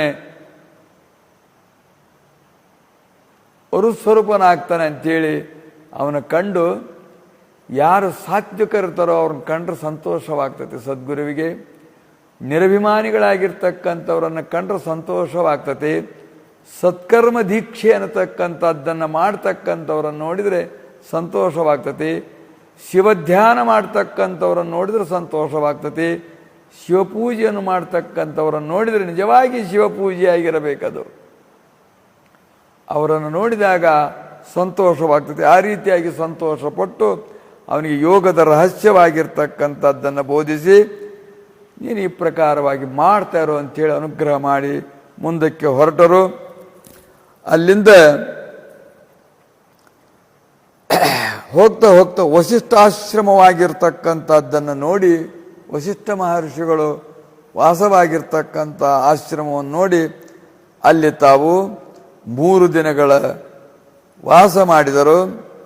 ಆಮೇಲೆ ಗಂಧಮಾದನ ಪರ್ವತಕ್ಕೆ ಹೋಗಿ ಅಲ್ಲಿ ಸ್ಫಟಿಕ ಶಿಲೆಯನ್ನು ನೋಡುವುದಕ್ಕೆ ಋಷಿಯಾಶ್ರಮಕ್ಕೆ ಹೋದರು. ಅಲ್ಲೊಂದು ಋಷಿ ಆಶ್ರಮವಾಗಿರುವಂಥದ್ದು. ಋಷಿಗಳು ಬಹಳಷ್ಟು ದಿವಸ ಇಲ್ಲಿ ವಾಸ ಮಾಡಿ ತಪಸ್ಸು ಮಾಡಿದರಂದ ಬಳಕೆ ಆ ಸಂಸ್ಕಾರಗಳಾಗಿರ್ತಕ್ಕಂಥವುಗಳು ಈ ಭೂಮಿಯಲ್ಲಿರಬೇಕು, ಇವು ಯಾವ ರೀತಿಯಾಗಿರುವಂಥ ಪರಿಣಾಮದಿಂದ ಕೂಡಿಕೊಂಡದವು ಅಂಥೇಳಿ ಪರೀಕ್ಷೆ ಮಾಡುವುದಕ್ಕೋಸ್ಕರವಾಗಿ 9 ದಿವಸ ಒಂದಗಳ ಅನ್ನ, ಒಂದು ಹನಿ ನೀರು ಕುಡಿಯದಲ್ಲಿ ತಾವು ಧ್ಯಾನಸ್ಥರಾಗಿ ಕೂತುಕೊಂಡಿದ್ದರು. ಅವರಿಗೆ ಹಸಿವಿನ ಬಾಧೆ ಆಗಲಿಲ್ಲ, ತೃಷೆ ಬಾಧೆ ಆಗಲಿಲ್ಲ. ಮನಸ್ಸು ಅಂತರ್ಮುಖವಾಗಿ ಸಮಾಧಿಯಲ್ಲಿ 9 ದಿವಸವಾಗಿರ್ತಕ್ಕಂಥದ್ದು ಗತಿಸಿತು. ಆಮೇಲೆ ಬಹಿರ್ಮುಖಕ್ಕೆ ಬಂದು ಖಂಡಿತವಾಗಿದ್ದು ತಪೋಭೂಮಿಯಾಗಿರ್ತಕ್ಕಂಥದ್ದು ಅಂತೇಳಿ ಅವರು ಗುರುತಿಸುವಂಥವರಾದರು. ತಪೋಭೂಮಿ ಲಕ್ಷಣ ಏನೆಂದರೆ ಹೋದ ತಕ್ಷಣದಲ್ಲೇ ಶಾಂತವಾಗಿ ಬಿಡಬೇಕು, ಸಂತೋಷವಾಗಿ ಬಿಡಬೇಕು, ಮನಸ್ಸು ನಿರ್ವಿಕಾರವಾಗಿ ಬಿಡಬೇಕು, ಮನಸ್ಸು ಅಂತರ್ಮುಖವಾಗಿ ಬಿಡಬೇಕು. ಇದು ತಪೋಭೂಮಿಯ ಲಕ್ಷಣವಾಗಿರ್ತಕ್ಕಂಥದ್ದು, ತಪೋಭೂಮಿಯ ಲಕ್ಷಣ ಆಗಿರ್ತಕ್ಕಂಥದ್ದು. ಅಂಥ ಸ್ಥಾನಗಳಿಗೆ ಹೋದಾಗ ಅಷ್ಟು ಸಂತೋಷವಾಗ್ತಕ್ಕಂಥದ್ದಾಗೋದು. ಯಾಕಂದರೆ ಭೂಮಿಯಲ್ಲಿ ಅಷ್ಟು ಸಂಸ್ಕಾರಗಳಿರ್ತವೆ, ಅಲ್ಲಿ ಸಂಸ್ಕಾರಗಳು ನೋಡಿ. ಕೆಲವು ಈಗಂತೂ ಬಹಳಷ್ಟು ಅದು ಭಾಳ ವ್ಯಾಪಾರಿ ಕೇಂದ್ರಗಳಾಗಿದ್ದರಿಂದ ಎಲ್ಲಿ ಹೋದರೂ ಯಾವ ಕ್ಷೇತ್ರಕ್ಕೆ ಹೋದರೂ ಎಲ್ಲಿ ಹೋದರೂ ವಿಕ್ಷೇಪ ಆಗ್ತಕ್ಕಂಥದ್ದು ಜಾಸ್ತಿ. ಮೊದಲು ಹಾಗಿರ್ತದಲ್ಲ, ಯಾವ ಕ್ಷೇತ್ರಕ್ಕೆ ಹೋದ್ರೂ ಸಂತೋಷವಾಗ್ತಾ ಇತ್ತು. ಅಂದರೆ ಅಲ್ಲಿಯ ಪೂಜಾ, ಅಲ್ಲಿಯ ಸ್ತೋತ್ರ, ಅಲ್ಲಿಯ ಧ್ಯಾನ, ಅಲ್ಲಿಯ ಭಜನೆ ಅವೆಲ್ಲವೂ ಏನು ಮಾಡ್ತಿದ್ವು ಅಂದರೆ ಆ ತರಂಗಗಳೆಲ್ಲ ಇಲ್ಲಿರ್ತಾವ ಅಂಥೇಳಿ ನೇಮ. ಆ ಶಬ್ದ ತರಂಗಗಳು ಅವೆಲ್ಲವೂ ಎಲ್ಲೆಲ್ಲಿ ನಡೀತಾ ಇರ್ತಾವೋ ಅಲ್ಲೆಲ್ಲ ಪಾಠಗಳು ನಡೆದಲ್ಲಿ ಆ ತರಂಗಗಳಿರ್ತವೆ ಅಂತೇಳಿ ನೇಮ. ಇದು ವಿಜ್ಞಾನಿಗಳು ಕೂಡ ಕಂಡು ಹಿಡಿದಿರ್ಬೇಕು ಇದನ್ನು. ವಿಜ್ಞಾನಿಗಳು ಕೂಡ ಬಹಳಷ್ಟು ದಿವಸ ಹಿಂದೆ ಹೇಳಿರ್ತಕ್ಕಂಥ ಶಬ್ದಗಳು ಅವುಗಳನ್ನು ಪ್ರಕಟ ಮಾಡಲಿಕ್ಕೆ ಬರ್ತತಿ ಅಂದ್ರಾಗ ಅವು ಅದಾವ ಅಂತೇಳಿ ಅಲ್ಲಿ. ಹಂಗೆ ಎಲ್ಲೆಲ್ಲಿ ಆ ರೀತಿಯಾಗಿರ್ತಕ್ಕಂಥ ಸತ್ಸಂಗ, ಸಸ್ಯಾಸ್ತ್ರ ಶ್ರವಣ ಇವೆಲ್ಲ ನಡೀತಿರ್ತಾವೋ ಅಲ್ಲೆಲ್ಲ ತರಂಗಗಳಿರ್ತವೆ. ತರಂಗಗಳಿದ್ರೂ ಕೂಡ ಪ್ರಕಟ ಮಾಡುವಂಥ ಒಂದು ಯೋಗ್ಯತೆ ನಮ್ಮಲ್ಲಿರಬೇಕು.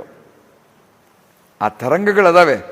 ಇಲ್ಲೆಲ್ಲ ತಪೋ ತರಂಗಗಳು, ಜ್ಞಾನ ತರಂಗಗಳು, ಎಲ್ಲ ತರಂಗಗಳು, ಮಂತ್ರ ತರಂಗಗಳು ಎಲ್ಲವೂ ಅದಾವೆ. ಆದರೆ ಪ್ರಕಟತೆ ಮಾಡಿಕೊಳ್ತಕ್ಕಂಥ ಒಂದು ಆ ಉಪಾಧಿ ಅನ್ನತಕ್ಕಂಥದ್ದು ಬೇಕು. ಈಗ ನೋಡ್ರಿ, ಈಗ ಇಲ್ಲದಾವೆ ಟಿ ವಿ ತರಂಗಗಳದಾವೆ, ರೇಡಿಯೋ ತರಂಗಗಳದಾವೆ, ಎಲ್ಲ ಅದಾವೆ. ಕಾಣ್ತವೆ ನಮ್ಮ ಕಣ್ಣಿಗೆ ಅಂದ್ರೆ ಕಾಣೋದಿಲ್ಲ. ಆ ರೇಡಿಯೋನೋ ಟಿ ವಿನೋ ಇಟ್ಟು ಅದಕ್ಕೆ ಸರಿಯಾದ ಸಂಬಂಧ ಕನೆಕ್ಷನ್ ಕೊಟ್ಟು ಹಚ್ಚಿಬಿಟ್ವಿ ಅಂದರೆ ಅದ್ರ ನೋಡಿ ಚಿತ್ರಗಳು ಬಂದುಬಿಡ್ತಾವೆ. ಇಲ್ಲೇನು ಅದಾವ ಅಂದ್ರೆ ಕಾಣ್ತವೇನೋ ಅಂದ್ರೆ ಇಲ್ಲಿ ಎಲ್ಲ ಕಡೆಗೆ ಹೋದವು, ಹರಡಿದಾವೆ, ಎಲ್ಲರ ಮನೆಗೆ ಹೋದವೆ. ಆದರೆ ಯಾರ ಮನೆಗೆ ಆ ಉಪಾಧಿ ಐತೋ, ಆ ಸಾಧನೆ ಐತೋ ಅಲ್ಲಿ ಅದು ಪ್ರಕಟ ಆಗ್ತದೆ. ಅದ್ರದ್ದೇನು ಸೌಂದರ್ಯತೆ, ಅದ್ರೇನು ಸುಂದರತೆ, ಅದ್ರದ್ದೇನು ಸಂತೋಷ, ಅವೆಲ್ಲವೂ ಅಲ್ಲಿ ಪ್ರಕಟ ಆಗ್ತವೆ, ಎಲ್ಲಿರ್ತಾವೆ ಅಲ್ಲಿ. ಹಾಗೆ ಆ ಎಲ್ಲ ಕಡೆಗೂ ಆ ತರಂಗಗಳಿದ್ರೂ ಕೂಡ ಅವುಗಳನ್ನು ಪ್ರಕಟ ಮಾಡಿಕೊಳ್ತಕ್ಕಂಥ ಒಂದು ಯೋಗ್ಯತೆ ಎನ್ನುವಂಥದ್ದು, ಅಂತಃಕರಣದ ಪಕ್ವತೆ ಅನ್ನತಕ್ಕಂಥದ್ದಿದ್ದಾಗ ಮಾತ್ರ ಆಕರ್ಷಣೆ ಮಾಡಿಬಿಡ್ತವೆ, ಪ್ರಕಟವಾಗಿಬಿಡ್ತಾವಲ್ಲಿ. ಅದು ಅದರಿಂದ ಆನಂದವೆನ್ನತಕ್ಕಂಥದ್ದುಂಟಾಗುವಂಥದ್ದಾಗುವುದು. ಹಾಗೆ ಅಲ್ಲಿ ಕಂಡು ಆತ್ಮಧ್ಯಾನವೇ ಸಮಾಧಿ ಸ್ಥಿತಿ ಅವರಿಗೆ 9 ದಿವಸ ಬಂದಾಗ ಖಂಡಿತವಾಗಿದ್ದು ತಪೋಭೂಮಿ ಅನ್ನುವಂಥದ್ದನ್ನು ಕಂಡುಹಿಡಿದರು. ಭೂಮಿಯಲ್ಲಿ ರಜೋಭೂಮಿಗಳಿರ್ತವೆ, ತಮೋ ಭೂಮಿಗಳಿರ್ತವೆ, ಸಾತ್ವಿಕ ಭೂಮಿಗಳು ಅಂತೇಳಿರ್ತವೆ. ಆಯಾಯ ಭೂಮಿಯಲ್ಲಿ ಹೋದಾಗ ಅಂತಂಥ ಭಾವನೆಗಳು ಬರತಕ್ಕಂಥದ್ದು ಸಹಜವಾಗಿರ್ತಕ್ಕಂಥದ್ದು. ಆದ್ರಿಂದ ಅವ್ರು ಯೋಗ್ಯವಾಗಿರ್ತಕ್ಕಂಥ ನದಿ ತಟಾಕ, ವಟೋ ವೃಕ್ಷದಡಿಗೆ, ಗುಹೆಗೊಳಗೆ, ಹಿಮಾಲಯದೊಳಗೆ ಹೀಗೆಲ್ಲ ಹೋಗಿ ಹಾಕ್ಕೊಂಡಿರ್ತಾರೆ. ಅಂದರೆ ಮನಸ್ಸದು ತಾನೇ ಸ್ವಾಧೀನವಾಗಿ ಆಗಿಬಿಡ್ತತಿ. ಅದಕ್ಕೋಸ್ಕರವಾಗಿ ಅಂಥ ಸ್ಥಾನಗಳನ್ನು ಹುಡುಕಿಕೊಂಡು ಆತ್ಮಧ್ಯಾನ ಮಾಡುತ್ತಿರುವರು ಎಂದು ತಾವು ತಿಳಿದುಕೊಂಡು ಅಲ್ಲಿಂದ ಮುಂದೆ ತಾವು ಅನೇಕರು ಭೇಟಿಯಾದಾಗ ಅವರಿಗೆ ಏನೇನು ಒಳಗೆ ಮನಸ್ಸಿನ ರೋಗಗಳದವೋ ಅವುಗಳನ್ನು ಪರಿಹರಿಸ್ತಿದ್ರು ಅವರು. ನಮಗೆಲ್ಲ ಮನಸ್ಸಿಗೆ ರೋಗ ಐತಿ. ಮನಸ್ಸಿಗೆ ಎಷ್ಟು ರೋಗ ಅದಾವಂದರೆ ಕಾಮ ಒಂದು ರೋಗ, ಕ್ರೋಧ ಒಂದು ರೋಗ, ದ್ವೇಷ, ಮದ, ಮತ್ಸರ ಇವೆಲ್ಲ ರೋಗಗಳು. ಸಂಕಲ್ಪ, ವಿಕಲ್ಪ, ಸಂಶಯ, ಯಾವುದನ್ನು ನಂಬೋದಿಲ್ಲ, ಇದೊಂದು ರೋಗ. ಭಾಳಷ್ಟು ರೋಗಗಳದಾವೆ. ಶರೀರಷ್ಟೇ ಈ ನಮೂನಿ ಕಂಡ್ರೂ ಕೂಡ ಮನೋರೋಗಗಳು ಬೇರೆ, ಶರೀರದ ರೋಗಗಳು ಬೇರೆ. ಆಮೇಲೆ ಆದಿ ವ್ಯಾಧಿ ಅನ್ನತಕ್ಕಂಥ ಇನ್ನೂ ಸಂಸ್ಕಾರ ರೂಪದಿಂದ ಒಳಗಿರ್ತಕ್ಕಂಥವು ಅವಿನ್ನೂ ಪ್ರಕಟ ಆಗಿಲ್ಲ. ಅವು ಪ್ರಕಟ ಆಗ್ತಕ್ಕಂಥ ಬೀಜ ರೂಪದಿಂದ ಇರ್ತಕ್ಕಂಥವುಗಳು ಬೇರೆ. ಸದ್ಯ ಪ್ರಕಟವಾಗ್ತಕ್ಕಂಥ ಶರೀರಕ್ಕೆ ರೋಗಗಳು, ಅನಂತ ರೋಗಗಳಿರ್ತವೆ ಶರೀರ ಅಂತ ಬಳಕೆ. ಇನ್ನು ಮನಸ್ಸಿಗೆ ಅನಂತ ರೋಗಗಳು ಮನಸ್ಸಿಗೆ. ಅದರಿಂದ ಮನಸ್ಸಿನ ರೋಗ ಕಳಿತಕ್ಕಂಥ ವೈದ್ಯರು ಯಾರಾದರೂ ಅಂದರೆ ಯಾರು ಇಲ್ಲ. ಭವರೋಗ ವೈದ್ಯಂ ಅಂಥೇಳಿ ಸದ್ಗುರುವಿಗೆ ಮಾತ್ರ ಭವರೋಗಕ್ಕೆ ವೈದ್ಯನಾಗಿರ್ತಕ್ಕಂಥವನು. ಅವನು ಕೊಟ್ಟಿರ್ತಕ್ಕಂಥ ದಿವ್ಯ ಔಷಧದಿಂದ ಮಾತ್ರ ಭವರೋಗ ನಿವೃತ್ತಿ ಆಗ್ತತಿ. ಆ ರೀತಿಯಾಗಿ ಅವರು ಸಿಕ್ಕಿರ್ತಕ್ಕಂಥವ್ರನ್ನು ಯಾವ್ಯಾವ ಇದಕ್ಕೆ ನಿಂತಿದ್ದಾರ ಸಾಧನದಲ್ಲಿ ಎಲ್ಲಿಗದಾರ ಅವರು ಅಂತಕ್ಕಂಥದ್ದನ್ನು ತಿಳಿದು ಅವ್ರಿಗೆ ಉಪದೇಶ ಮಾಡ್ತಾ ಮಾಡ್ತಾ ಮಾಡ್ತಾ ತಾವು ಯಾವಾಗಲೂ ಕೂಡ ಬ್ರಹ್ಮಾನಂದದಲ್ಲಿ ತಲ್ಲೀನರಾಗಿ ತಾವು ಸಂಚಾರ ಮಾಡುತ್ತಿರುವಾಗ ಚಿಂತಾಮಣಿ ಆಶ್ರಮಕ್ಕೆ ಹೋದರು. ಅಲ್ಲಿ ಬಹಳಷ್ಟು ಮಂದಿ ಕೂತುಕೊಂಡು ಚರ್ಚೆ ಮಾಡ್ತಾ ಇದ್ರು. ಆತ್ಮ ಅಂದರೆ ಏನು? ಇದು ಅವರಿಗೆ ಅಲ್ಲ, ನಮಗೂ ಕೂಡ ಆತ್ಮ ಅಂದರೆ ಏನು ಅನ್ನೋದು ಗೊತ್ತೇ ಇಲ್ಲ. ನೀನು ಯಾರು ಅಂತ ಕೇಳಿದರೆ ನಮಗೆ ಗೊತ್ತಿಲ್ಲ. ನೀನು ಎಲ್ಲಿದ್ದ ಬಂದೀಯ ಅಂದರೆ ಗೊತ್ತಿಲ್ಲ. ಮುಂದೆ ಎಲ್ಲಿಗೆ ಹೋಗ್ತೀಯ ಸತ್ತು ಬಳಕ ಅಂದರೆ ಗೊತ್ತಿಲ್ಲ. ಈಗ ಏನಾಗಿದೆಯಾ ಅಂದರೆ ಅದು ಗೊತ್ತಿಲ್ಲ ನನಗೆ. ಈ 3 ಪ್ರಶ್ನೆಗೆ ಎಲ್ಲಿದ್ದ ಬಂದು ಏನಾಗಿದೆಯಾ ಎಲ್ಲಿಗೆ ಹೋಗ್ತೀಯ ಅನ್ನತಕ್ಕಂಥ ಈ ಪ್ರಶ್ನೆ ಯಾರಿಗೆ ಗೊತ್ತಿಲ್ಲವೇ ಇಲ್ಲ, ಅದು ಗೊತ್ತಿಲ್ಲವೇ ಇಲ್ಲ. ಈ ಗೊತ್ತಿಲ್ಲದೆ ಇರ್ತಕ್ಕಂಥ ಸ್ಥಿತಿಯೇ ಅಜ್ಞಾನ ಸ್ಥಿತಿಯಾಗಿರ್ತಕ್ಕಂಥದ್ದು. ಗೊತ್ತಾದರ ಸ್ಥಿತಿಯೇ ನಾನಾರು ಅನ್ನತಕ್ಕಂಥದ್ದು ಗೊತ್ತಾಗ್ಬಿಡ್ತಂದ್ರೆ ಅದೇ ಜ್ಞಾನ ಸ್ಥಿತಿಯಾಗಿರ್ತಕ್ಕಂಥದ್ದು. ಆವಾಗ ಅವರು ಒಬ್ರಿಗೊಬ್ರು ಚರ್ಚೆ ಮಾಡ್ತಾ ಇದ್ರು. ಅವಾಗ ಎಲ್ಲರಿಗೂ ದೇಹದಲ್ಲೇ ಬುದ್ಧಿ ಇರೋದು, ದೇಹವೇ ಆತ್ಮ ಅಂತ ಒಬ್ಬನಂದ. ಅದನ್ನು ಮತ್ತೊಬ್ಬನ ಖಂಡಿಸಿದ. ದೇಹ ಹೆಂಗಿರ್ತತೋ ಒಳಗೆ ಪ್ರಾಣ ಇದ್ರೆ ಮಾತ್ರ ದೇಹ ಇರ್ತತಿ. ಪ್ರಾಣ ಹೋತಂದ್ರೆ ನಿಂತಂಗ ಬಿದ್ದು ಬಿಡ್ತತಿ. ನಾರ ಕತ್ತತಿ, ಸೋರ ಕತ್ತತಿ. ಒಂದು 15 ಗಂಟೆ ಒಳಗೆ ಒಯ್ದು ಹುಗಿಬೇಕು, ಇದನ್ನೆಲ್ಲ ಸುಡಬೇಕು. ಪ್ರಾಣ ಇರೋ ತನಕನ ಯಾವತ್ತು ಪವನೋ ನಿವಸತಿ ದೇಹೆ ಕುಶಲಂ ತಾವತ್ ಪೃಚ್ಛತಿ ಗೇಹೆ ಗತವತಿ ವಾಯೌ ದೇಹ ಪಾಯೆ ಭಾರ್ಯಾನ್ ಬಿಪ್ಪೆಸಿ ತಸ್ಮಿನ್ ಕಾಯೆ. ಎಲ್ಲಿವರೆಗೆ ಈ ವಾಯುವೆನ್ನುವಂಥದ್ದು ಇರ್ತದೋ ಅಲ್ಲಿವರೆಗೆ ಮಾತ್ರ ಇದೆಲ್ಲದರ ಕುಶಲತೆ. ವಾಯು ಹೋದ ಮರುಕ್ಷಣವೇ ಎಲ್ಲ ಹೋಗಿಬಿಡ್ತಕ್ಕಂಥ. ಆದ್ರಿಂದ ಪ್ರಾಣವೇ ಆತ್ಮ ಅಂತ ಒಬ್ಬನಂದ, ಮನಸ್ಸೇ ಆತ್ಮ ಅಂತ ಒಬ್ಬನಂದ, ಬುದ್ಧಿ ಆತ್ಮ ಅಂತ ಒಬ್ಬನಂದ, ಆನಂದವೇ ಆತ್ಮ ಅನ್ನತಕ್ಕಂಥದ್ದು ಒಬ್ಬನಂದ. ಈ ಪ್ರಕಾರವಾಗಿ ಒಬ್ಬನು ಶೂನ್ಯವಾದಿಯಾಗಿರ್ತಕ್ಕಂಥವನು. ಬೌದ್ಧರಾಗಿರ್ತಕ್ಕಂಥವರು ಶೂನ್ಯವಾದಿಗಳವರು, ಏನು ಇಲ್ಲ ಅಂತೇಳಿ ಹೇಳ್ತಕ್ಕಂಥದ್ದು.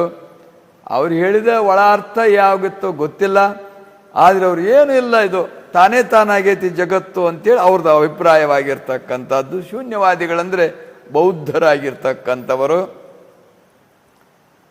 ಆದರೂ ಅವರು ಶೂನ್ಯ ಏನಿಲ್ಲ ಅಂತಂದ್ರೂ ಕೂಡ ಕೆಲವರು ಇರ್ತಕ್ಕಂಥದ್ದನ್ನು ಒಪ್ತಾ ಇದ್ದಾರೆ. ಆದರೂ ಕೂಡ ಶೂನ್ಯವಾದಿ ನಿದ್ರೆಯೊಳಗೆ ಏನು ಇರೋದಿಲ್ಲ, ಹಂಗದು ಜಗತ್ತು ಏನು ಇಲ್ಲವೇ ಇಲ್ಲ ಅಂಥೇಳಿ ಆ ಶೂನ್ಯವಾದಿಯಾಗಿರ್ತಕ್ಕಂಥವನು ಎಲ್ಲರನ್ನೂ ಜಯಿಸ್ಕೊಂತ ಬಂದ. ದೇಹವೇ ಆತ್ಮ ಅಂದನು. ಪ್ರಾಣ ಇದ್ರೆ ದೇಹ ಇಲ್ಲದ್ರಿಲ್ಲ ಅಂದ. ಪ್ರಾಣ ಏನು ಮಾಡ್ತದೆ, ಅದು ಜಡ. ಮನಸ್ಸಿದ್ರೆ ಮಾತ್ರ ಪಂಚೇಂದ್ರಿಯಗಳು ಕೆಲಸ ಮಾಡ್ತವೆ, ಏನೇನು ಮಾಡ್ತಾವಂತ ಇವನಂದ. ಕರ್ಮೇಂದ್ರಿಯಗಳು ಬೇಕು ಅಂತ ಅವನಂದ. ಇವೆಲ್ಲ ಇದ್ರೇನು ಬುದ್ಧಿ ಇರಬೇಕು. ಬುದ್ಧಿ ಒಂದು ಮಂದಾಗಿರ್ತಾವೆ ನೋಡು, ಕಣ್ಣು ಕಾಣ್ತಿರ್ತೈತಿ, ಕಿವಿ ಕೇಳ್ತಿರ್ತೈತಿ, ಎಲ್ಲ ಮಾಡ್ತಿರ್ತವೆ. ಅದು ಬುದ್ಧಿ ಇಲ್ಲದಂಗೆ ಎದ್ದು ಬಿಡ್ತದೆ, ಮಂದಾಗಿಬಿಡ್ತಾವೆ. ಕೆಲವು ಹುಡ್ರು ಮಕ್ಕಂದ ಇರ್ತವೆ 20 ವರ್ಷ ಗಂಟ್ಲೆ, ಅವಕ್ಕೆ ಬುದ್ಧಿನೇ ಇರೋದಿಲ್ಲ. ಏನು ಸುಮ್ಮನೆ ಕ್ವಾಡ್ ಬಿದ್ದಂಗೆ ಬಿದ್ದಿರ್ತವೆ. ಅದರಿಂದ ಬುದ್ಧಿ ಆತ್ಮ, ಬುದ್ಧಿ ಬೇಕು ಎಲ್ಲದಕ್ಕೂ ನಿಶ್ಚಯ ಮಾಡ್ತಕ್ಕಂಥದ್ದು ಬುದ್ಧಿ. ಅದಿಲ್ಲದ್ರೆ ಮನಸ್ಸೇನು ಕೆಲಸ ಮಾಡೋದಿಲ್ಲ, ಮನಸ್ಸನ್ನು ಪ್ರೇರಣೆ ಮಾಡೋದು ಬುದ್ಧಿ ಅಂದ. ಆನಂದವೇ ಆತ್ಮ ಅಂಥೇಳಿ ಕೆಲವರಂದರು,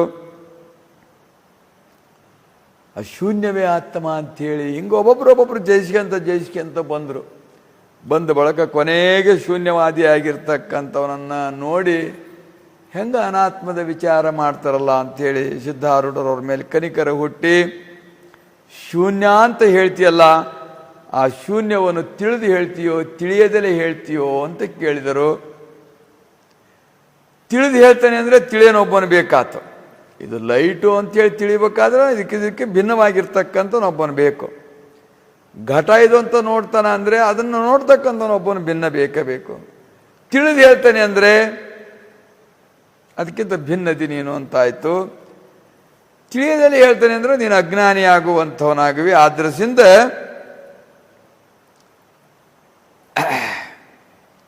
ನೀನು ಅದನ್ನು ತಿಳಿಯುವಂತಕ್ಕಂಥವನು, ಆನಂದವನ್ನು ತಿಳಿತಕ್ಕಂಥವನು, ಅವಸ್ಥೆಗಳನ್ನು ತಿಳಿತಕ್ಕಂಥವನು, ಇನ್ನು ಪಂಚವಿಂಶ ತತ್ವಾತ್ಮಕವಾಗಿರ್ತಕ್ಕಂಥ ಎಲ್ಲವನ್ನು ನೋಡ್ತಕ್ಕಂಥವನು, ಕಣ್ಣು ಕಿವಿ ಮೂಗು ಎಲ್ಲವನ್ನೂ ಅದರ ಕೆಲಸಗಳನ್ನು ಅರಿತಕ್ಕಂಥ ಅರುಸ್ವರೂಪನಾಗಿರ್ತಕ್ಕಂಥವನು ನೀನಿರುವಿ. ಅದೇ ನಿನ್ನ ನಿಜವಾಗಿರುವಂಥ ಸ್ವರೂಪ ಅಂತ ಈ ಪ್ರಕಾರವಾಗಿ ಹೇಳಿದರು. ಅಸ್ಥಿರೂಪನಾಗಿರ್ತಕ್ಕಂಥವನು ನೀನಿದ್ದೀಯಲ್ಲ, ನೀನೇ ಇದ್ದು ಎಲ್ಲವನ್ನು ಅರಿತಿ. ಯಾರು ಬಂದು ಕೇಳಿದರೆ ಮನೆಯೊಳಗೆ ಯಾರೂ ಇಲ್ಲ ಅಂತೇಳಿ ಒಳಗಿದ್ದು ಕೂಗಿದರೆ ಕೂಗಿದನೊಬ್ಬನದನಲ್ಲ, ಮನೆಗೆ ಯಾರಿಲ್ಲ ಅಂತಾರೆ. ಏನಾರ ಕೇಳಕ್ಕೆ ಮಾಡಕ್ಕೆ ಬಂದರು ಅಂದರೆ ಬರೀ ಹೆಣ್ಮಕ್ಳಿದ್ರೆ ಯಾರದಾರ ಅಂತಂದ್ರೆ ಯಾರೂ ಇಲ್ಲ ಅಂತಾರೆ.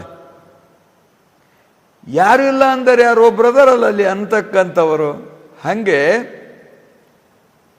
ಆತ್ಮನಾಗಿರ್ತಕ್ಕಂಥವನು ಒಳಗಿದ್ದುಕೊಂಡು ಎಲ್ಲವನ್ನೂ ಅರಿತಕ್ಕಂಥವನು ಉಂಟು ಅಂತ ಈ ಪ್ರಕಾರವಾಗಿ ಅವರು ಹೇಳಿದಾಗ, ಅಂದರೆ ಆತ್ಮಜ್ಞಾನಿಯಾಗಿರ್ತಕ್ಕಂಥವನಿಗೆ ಸುಖ ದುಃಖಗಳು ಯಾಕೆ ಪ್ರಾಪ್ತವಾಗ್ತವೆ?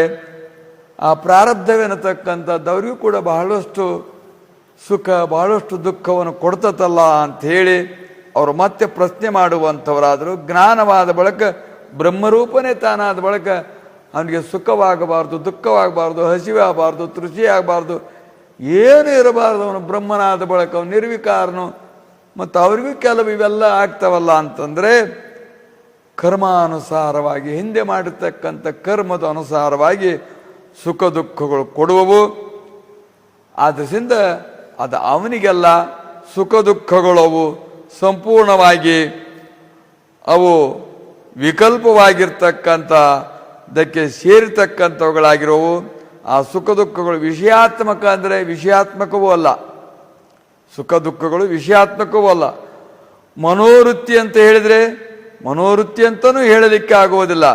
ಆದ್ದರಿಂದ ಈ ವ್ಯಕ್ತಿಗೆ ಅನುಸರಿಸಿ ಅದರೊಳಗೆ ಭೇದಗಳು ಸಿದ್ಧಿಸುತ್ತವೆ.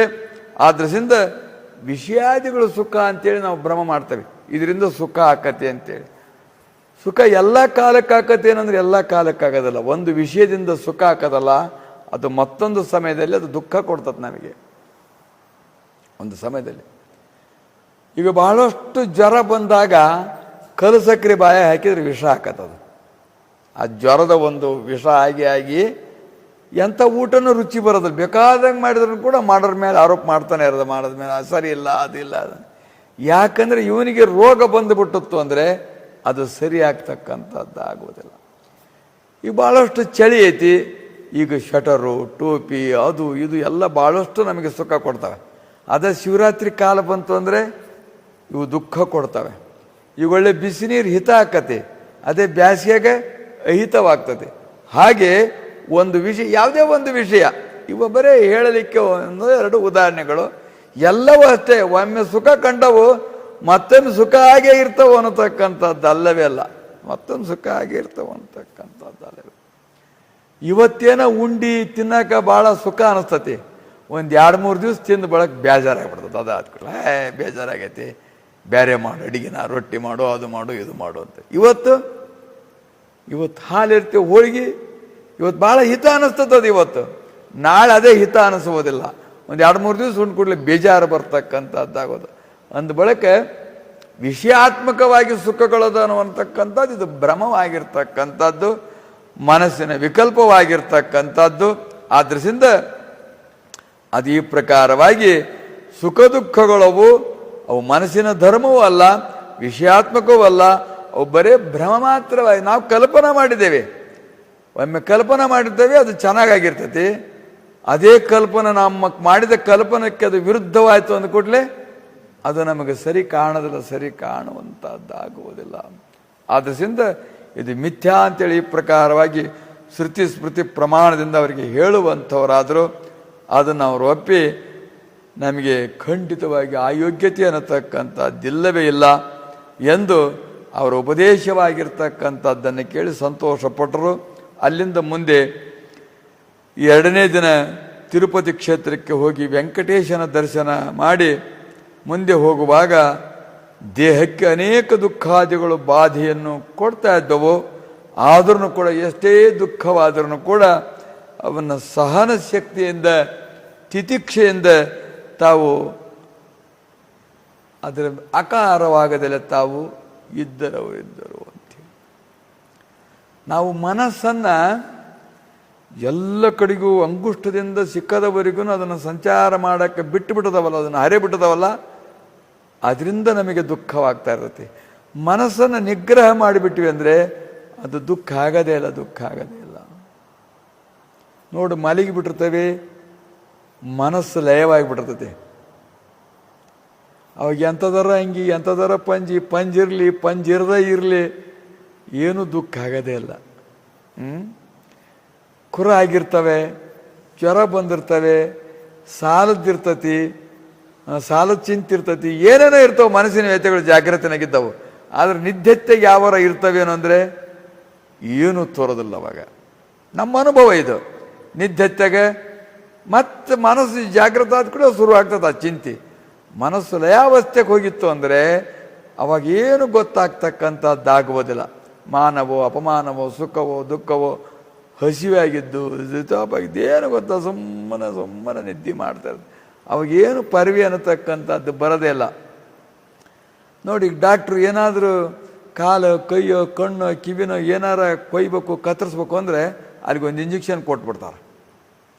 ಆ ಇಂಜೆಕ್ಷನ್ ಕೊಟ್ಬಿಟ್ರೆ ಅಲ್ಲಿ ಪೂರ್ಣ ಅರುದಪ್ಪಿಡ್ತತಿ. ಅಂದರೆ ಮನಸ್ಸಿನ ಸಂಚಾರ ತಟಸ್ಥ ಮಾಡಿಬಿಡ್ತಾರೆ ಆ ಕಡೆಗೆ ಹೋಗದಂಗೆ. ಅವರು ಆ ಮನಸ್ಸನ್ನು ಆ ಭಾಗಕ್ಕೆ ಹೋಗದಂಗೆ ಅರುದಪ್ಪಿಸ್ಬಿಡೋದು. ಅಲ್ಲಿ ಕಡಿದ್ರೂ ಕೂಡ ಗೊತ್ತಾಗೋದಿಲ್ಲ. ಅವಾಗ ಕಡಿದ್ರೂ ಕೂಡ ಗೊತ್ತಾಗೋದಿಲ್ಲ. ಯಾಕಂದ್ರೆ ಅಲ್ಲಿಗೆ ಹೋಗದಂಗೆ ತಟಸ್ಥ ಮಾಡಿಬಿಟ್ಟಿರ್ತಾರೆ. ಹಂಗೆ ಅವರು ಮಹಾಜ್ಞಾನಿಗಳಾಗಿರ್ತಕ್ಕಂಥವರು ಮನಸ್ಸನ್ನು ಪರಮಾತ್ಮನಲ್ಲಿ ಐಕ್ಯ ಮಾಡಿದ್ರಿಂದ ಅವ್ರಿಗೆ ಯಾವ ಹಸುವಿನ ಬಾಧೆ ಆಗಲ್ಲ, ತೃಷ ಬಾಧೆ ಆಗಲ್ಲ, ಶೀತ ಬಿಸಿಲು ಯಾವ ಥರ ಬಾಧೆನಾಗಲ್ಲ. ಈ ಪ್ರಕಾರವಾಗಿ ತಾವು ಸಂಚಾರ ಮಾಡ್ತಾ ಇದ್ದರು ಅಂಥೇಳಿ. ರಮಣ ಮಹರ್ಷಿಗಳಿಗೆ ಒಂದು ಸಮಯದಲ್ಲಿ ಅವರಿಗೆ ಆಪರೇಷನ್ ಮಾಡ್ತಕ್ಕಂಥ ಒಂದು ಯಾವುದೋ ರೋಗ ಬಂದಾಗ ಡಾಕ್ಟ್ರೆಲ್ಲ ಕೇಳಿದ್ರಂತೆ, ಇವತ್ತು ನಿಮ್ಮದು ಆಪರೇಷನ್ ಮಾಡ್ತೇವೆ, ನಿಮಗಿಷ್ಟು ಭಾಗ ಅರುದಪ್ಪಿಸ್ತೇವೆ ಅಂತ ಹೇಳಿದ್ರಂತೆ. ಹೆಂಗೆ ಅಂದ್ರಂತ, ಹಿಂಗೆಲ್ಲ ಇಂಜೆಕ್ಷನ್ ಕೊಟ್ಟು ಅರುದಪ್ಪಿಸ್ತೇವೆ. ಎಷ್ಟೊತ್ತು? ನಮಗೆ 2 ತಾಸು ಬೇಕಿದನ್ನೆಲ್ಲ ಆಪರೇಷನ್ ಮಾಡ್ತೀಗಕ್ಕಂತ. ಹಂಗಾರೆ ಅಷ್ಟ ತನಕ ಏನು ಕೊಡಬೇಡ್ರಿ, ಎಲ್ಲಿ ಮಾಡ್ತೀರಿ ನೀವು ಮಾಡ್ಕೇಳ್ರಿ ಆ ಜಾಗಕ್ಕ ಅಂಥೇಳಿ ಅವ್ರು ಸುಮ್ಮನೆಗೆ ಬಿಟ್ರಂತ. ಆ ಕಡೆ ಆ ಮನಸ್ಸನ್ನು ಬಿಡದಂಗೆ. ಇವ್ರು ಕೊಯ್ದರೂ ಏನು ಗೊತ್ತಿಲ್ಲ, ಏನು ಮಾಡಿದಿರ್ತದೆ ಎಲ್ಲ ಆದ ಬಳಕೆ ಆತೇನಪ್ಪ ಅಂತ ಕೇಳಿದ್ರಂತ. ಆಗೈತೆ ಅಂದ ಬಳಕೆ ಮತ್ತೆ ಎಚ್ಚರ ಆದರು ಅಂಥೇಳಿ. ಅಂದ್ರೇನು ಅಂದರೆ ಮನಸ್ಸಿನ ಅಧೀನವಾಗಿ ನಾವದವೆ, ವಿಷಯಗಳ ಅಧೀನವಾಗಿ ನಾವದವೆ, ಜಗತ್ತು ವ್ಯವಹಾರ ಯಾವ್ಯಾವುದೋ ಅಧೀನವಾಗಿ ನಾವದವೆ. ಇದರಿಂದ ನಾವು ದುಃಖ ಪಡ್ತಾ ಇದ್ದೇವೆ. ಅವರು ಮನಸ್ಸನ್ನು ತಮ್ಮ ಅಧೀನವಾಗಿಟ್ಟುಕೊಂಡಿದ್ದರಿಂದ ತಾವು ಸುಖ ಪಡ್ತಾ ಇದ್ದಾರೆ. ಆದ್ರಿಂದ ಹೀಗೆ ಸಂಚಾರ ಮಾಡ್ತಾ ಇದ್ರೆ ದ್ವಂದ್ವಗಳು ಬಂದ್ರೂ ಕೂಡ ಅವ್ರಿಗೇನೂ ಭಯವೆನ್ನತಕ್ಕಂಥದ್ದು ದುಃಖವೆನ್ನತಕ್ಕಂಥದ್ದು ಆಗುತ್ತಿದ್ದಿಲ್ಲ. ಜನರು ಇವನನ್ನು ನೋಡಿ ಮೈಮೇಲೆ ಬಟ್ಟಿಲ್ಲ, ಒಂದು ಕೌಪಿನ ಮಾತ್ರ, ಒಂದು ವಸ್ತ್ರ ಹೆಗಲ ಮೇಲೆ ಇದ್ರಿತ್ತು, ಇಲ್ಲದ್ರಿಲ್ಲ. ಈ ಪ್ರಕಾರವಾಗಿ ಹೋಗ್ತಕ್ಕಂಥದ್ದು ನೋಡಿದಾಗ ಏನು ಸ್ನಾನ ಇಲ್ಲ, ಆಮೇಲೆ ಮಳೆಯೇ ಸ್ನಾನ ಮಾಡಿಸ್ಬೇಕು, ಬಿಸಿಲೇ ಒಣಗಿಸ್ಬೇಕು. ಈಗ ಉನ್ಮತ್ತ ಚರ್ಯ ಅನ್ನತಕ್ಕಂಥದ್ದು ಆ ಬ್ರಹ್ಮಸ್ಥಿತಿಗೆ ಹೋದವರಿಗೆ ಹೊರಗಿನ ಪರವೆ ಅನ್ನತಕ್ಕಂಥದ್ದಿರೋದಿಲ್ಲ. ಹೀಗೆ ಹೋಗ್ತಾ ಇದ್ದಾಗ ಯಾರೋ ಹುಚ್ಚ ಅಂತೇಳಿ ಕಲ್ಲು ಹೊಡಿತಿದ್ರು, ಏನೇನೋ ಮಾಡ್ತಿದ್ರು, ದೂರ ಹೋಗುವಂಥದ್ರು, ಏನೋ ಮಾಡ್ತಿದ್ರು, ಭಾಳ ಉಪದ್ರ ಕೊಡ್ತಿದ್ರು. ಕೆಲವರು ಸಾತ್ವಿಕರಾಗಿರ್ತಕ್ಕಂಥವ್ರು ಪಾಪ ಏನು ಪ್ರಾರಬ್ಧನೋ ಏನೋ ಹುಚ್ಚ ಆಗ್ಬಿಟ್ಟದು ಪಾಪ, ಯಾವ ಜನ್ಮದ ಪಾಪನೋ ಏನೋ ಅಂತೇಳಿ ಕೆಲವರು ಅಂತಂದ್ರು. ಅವರ ತೇಜವನ್ನು ನೋಡಿ ಸಾಧಕರಾಗಿರ್ತಕ್ಕಂಥವರು, ಸಂಸ್ಕಾರಿಗಳಾಗಿರ್ತಕ್ಕಂಥವ್ರು, ಯಾರೋ ಮಹಾಪುರುಷನಿರಬೇಕು, ಜಡಭರತನಂಗೆ ಹೋಗ್ತಾ ಇದ್ದಾನೆ ಅಂತೇಳಿ ತಿಳಿದು ಅವರನ್ನು ಸೇವೆ ಮಾಡ್ತಿದ್ರು. ಈ ಪ್ರಕಾರವಾಗಿ ಅವರು ಸೇವೆ ಮಾಡಿದವರಿಗೆ ಸೇವಾ ಫಲ, ತಿರಸ್ಕಾರ ಮಾಡಿದವರಿಗೆ ತಿರಸ್ಕಾರ ಫಲ, ಪ್ರಕಾರ ಅವ್ರವ್ರ ಫಲ ಅವರೇ ಅನುಭವಿಸಿದ್ರು. ಈ ಪ್ರಕಾರ ಸಂಚಾರ ಮಾಡ್ತಾ ಮಾಡ್ತಾ ಚಿದಂಬರಕ್ಕೆ ಬಂದು ಆ ರಹಸ್ಯ ಸ್ಥಾನವಾಗಿರ್ತಕ್ಕಂಥದ್ದನ್ನು ಕಂಡು ಮುಂದೆ ಹೋಗುವಾಗ ಮಳೆಗಾಲವಿದ್ದು ಮಳೆಯೇ ಅವರಿಗೆ ಸ್ನಾನ ಮಾಡಿಸ್ತದೆ. ಯಾವಾಗಾರ ಮಳೆ ಬಂದರೆ ಮಳೆ ಸ್ನಾನ, ಬಿಸಿಲು ಬಂದರೆ ಒಣಗಿಸ್ತಾ ಇತ್ತು. ಈ ಪ್ರಕಾರವಾಗಿ ತಾವು ಸಂಚಾರ ಮಾಡುತ್ತಿದ್ದಾಗ ದೇಹದ ಚಿಂತೆ ಅನ್ನತಕ್ಕಂಥದ್ದು ಅವರಿಗಿದ್ದಿಲ್ಲ. ಯಾರಿಗೆ ದೇಹ ಚಿಂತೆ ಇರೋದಿಲ್ಲ ಅಂದರೆ ಜ್ಞಾನಿಗಳಿಗೊಬ್ಬರಿಗೆ ಬಿಟ್ಟು ಇನ್ನೆಲ್ಲರಿಗೂ ದೇಹ ಚಿಂತೆ, ಎಲ್ಲರಿಗೂ ವಿಷಯ ಚಿಂತೆ, ಎಲ್ಲರಿಗೂ ಜಗದ್ಭ್ರಮ, ಎಲ್ಲರಿಗೂ ದೇಹ ಭ್ರಮ, ಎಲ್ಲರಿಗೂ ವಿಷಯ ಭ್ರಮ, ಎಲ್ಲರಿಗೂ ಅಹಂಭ್ರಮ ಅನ್ನುವಂಥದ್ದು ತ್ರಿಮೂರ್ತಿಗಳಿಗೂ ಕೂಡ ಉಂಟು, ಹರಿಹರ ಬ್ರಹ್ಮಾದಿಗಳಿಗೂ ಕೂಡ ಉಂಟಿವು. ಆದರೆ ಜ್ಞಾನಿಗೆ ಮಾತ್ರ ಅಂಥ ಯಾವ ದೇಹಭ್ರಮ, ಅಹಂಭ್ರಮ, ಅಗ್ನಭ್ರಮ, ವಿಷಯಭ್ರಮ ಅನ್ನತಕ್ಕಂಥದ್ದಿರುವುದಿಲ್ಲ. ಈ ರೀತಿಯಾಗಿ ತಾವು ಸಂಚಾರ ಮಾಡ್ತಾ ಮಾಡ್ತಾ ಕುಂಭಕೇಶ್ವರನ ನೋಡಿ ತಂಜಾವೂರಿಗೆ ಹೋಗಿ ಅಲ್ಲಿ ತಂಜೇಶ್ವರನ ದರ್ಶನ ಮಾಡಿಕೊಂಡು ಶ್ರೀರಂಗ ಕ್ಷೇತ್ರದ ಕಡೆಗೆ ಹೊರಟಾಗ ದಾರಿಯಲ್ಲಿ ಒಬ್ಬ ಒಕ್ಕಲಿಗನು ಸಿದ್ಧರಿಗೆ ಕೇಳ್ತಾ ಇದ್ದಾನೆ. ಅವನು ಭಾಳ ವೇಗಗತಿಯಲ್ಲಿ ಹೋಗ್ತಾ ಇದ್ರು. ಅವರು ಭಾಳ ವೇಗಗತಿ, ಎತ್ತರವಾದ ಆಳು, ಉದ್ದವಾದ ಕೈ, ಉದ್ದವಾದ ಕಾಲುಗಳು, ಹೊಟ್ಟಿಗೆ ಹತ್ತಿ ಬೆನ್ನಿಗೆ ಹತ್ತಿದ ಹೊಟ್ಟೆ, ಒಣಗಿದ ಇದು ಇದ್ದಂಗೆ. ಆ ಪ್ರಕಾರವಾಗಿ ಅವರು ಭಾಳ ಭಾಳ ಭಾಳ ಭಾಳ ವೇಗವಾಗಿ ಹೋಗ್ತಿದ್ರು.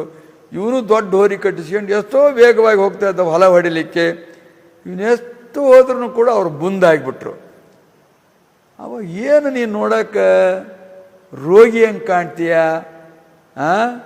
ಏನೇನು ಶಕ್ತಿ ಇಲ್ಲ, ಅಶಕ್ತನಂಗೆ ಕಾಣ್ತೀಯ, ಎಷ್ಟು ವೇಗವಾಗಿ ಹೋಗ್ತೀಯಲ್ಲ ನೀನು, ಇನ್ನಷ್ಟು ಉಂಡು ಪುಂಡು ಗಟ್ಟಿಯಾಗಿದ್ರಿ ಹಂಗೆ ಹೋಗ್ತಿದ್ದಿ ನೀನು ಅಂತಂದ್ರಂತೆ. ಆ ಶಕ್ತಿ ಅನ್ನತಕ್ಕಂಥದ್ದು ಬರೇ ಅನ್ನದಿಂದಲೇ ಬರ್ತಕ್ಕಂಥದ್ದಲ್ಲ. ಆ ಶಕ್ತಿ ಅನ್ನತಕ್ಕಂಥದ್ದು ಆತ್ಮಶಕ್ತಿಯಾಗಿರ್ತಕ್ಕಂಥದ್ದು, ಸ್ವಯಂ ಶಕ್ತಿಯಾಗಿರ್ತಕ್ಕಂಥದ್ದು. ಅದರಿಂದ ಈ ರೀತಿ ಗಮನವೆನ್ನತಕ್ಕಂಥದ್ದು ಸಹಜವಾಗಿರುವಂಥದ್ದು ಅಂತ ಈ ಪ್ರಕಾರವಾಗಿ ಹೇಳಿದರು.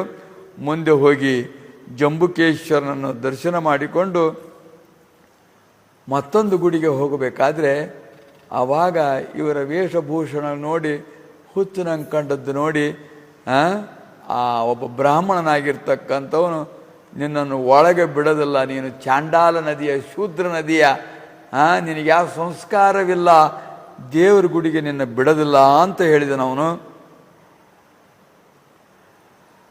ಆವಾಗ ಸ್ವಲ್ಪ ಹಂಗ ನಿಂತರು. ಏನಾರ ದಕ್ಷಿಣ ಕೊಡು, ನಿನ್ನ ಒಳಗೆ ಬಿಡ್ತಾನೆ ಅಂತಂದರು. ಆವಾಗ ನನ್ನ ಹತ್ರ ಏನೂ ಇಲ್ಲ ಅಂದಾಗ, ನಡಿ ಹೊರಗೆ, ಹಂಗಾರ ಹೊರಗೆ ದಬ್ಬಿ ಬಿಡ್ತಾನೆ ನಿನ್ನ ಅಂತ ಅಂದ ಅವನು.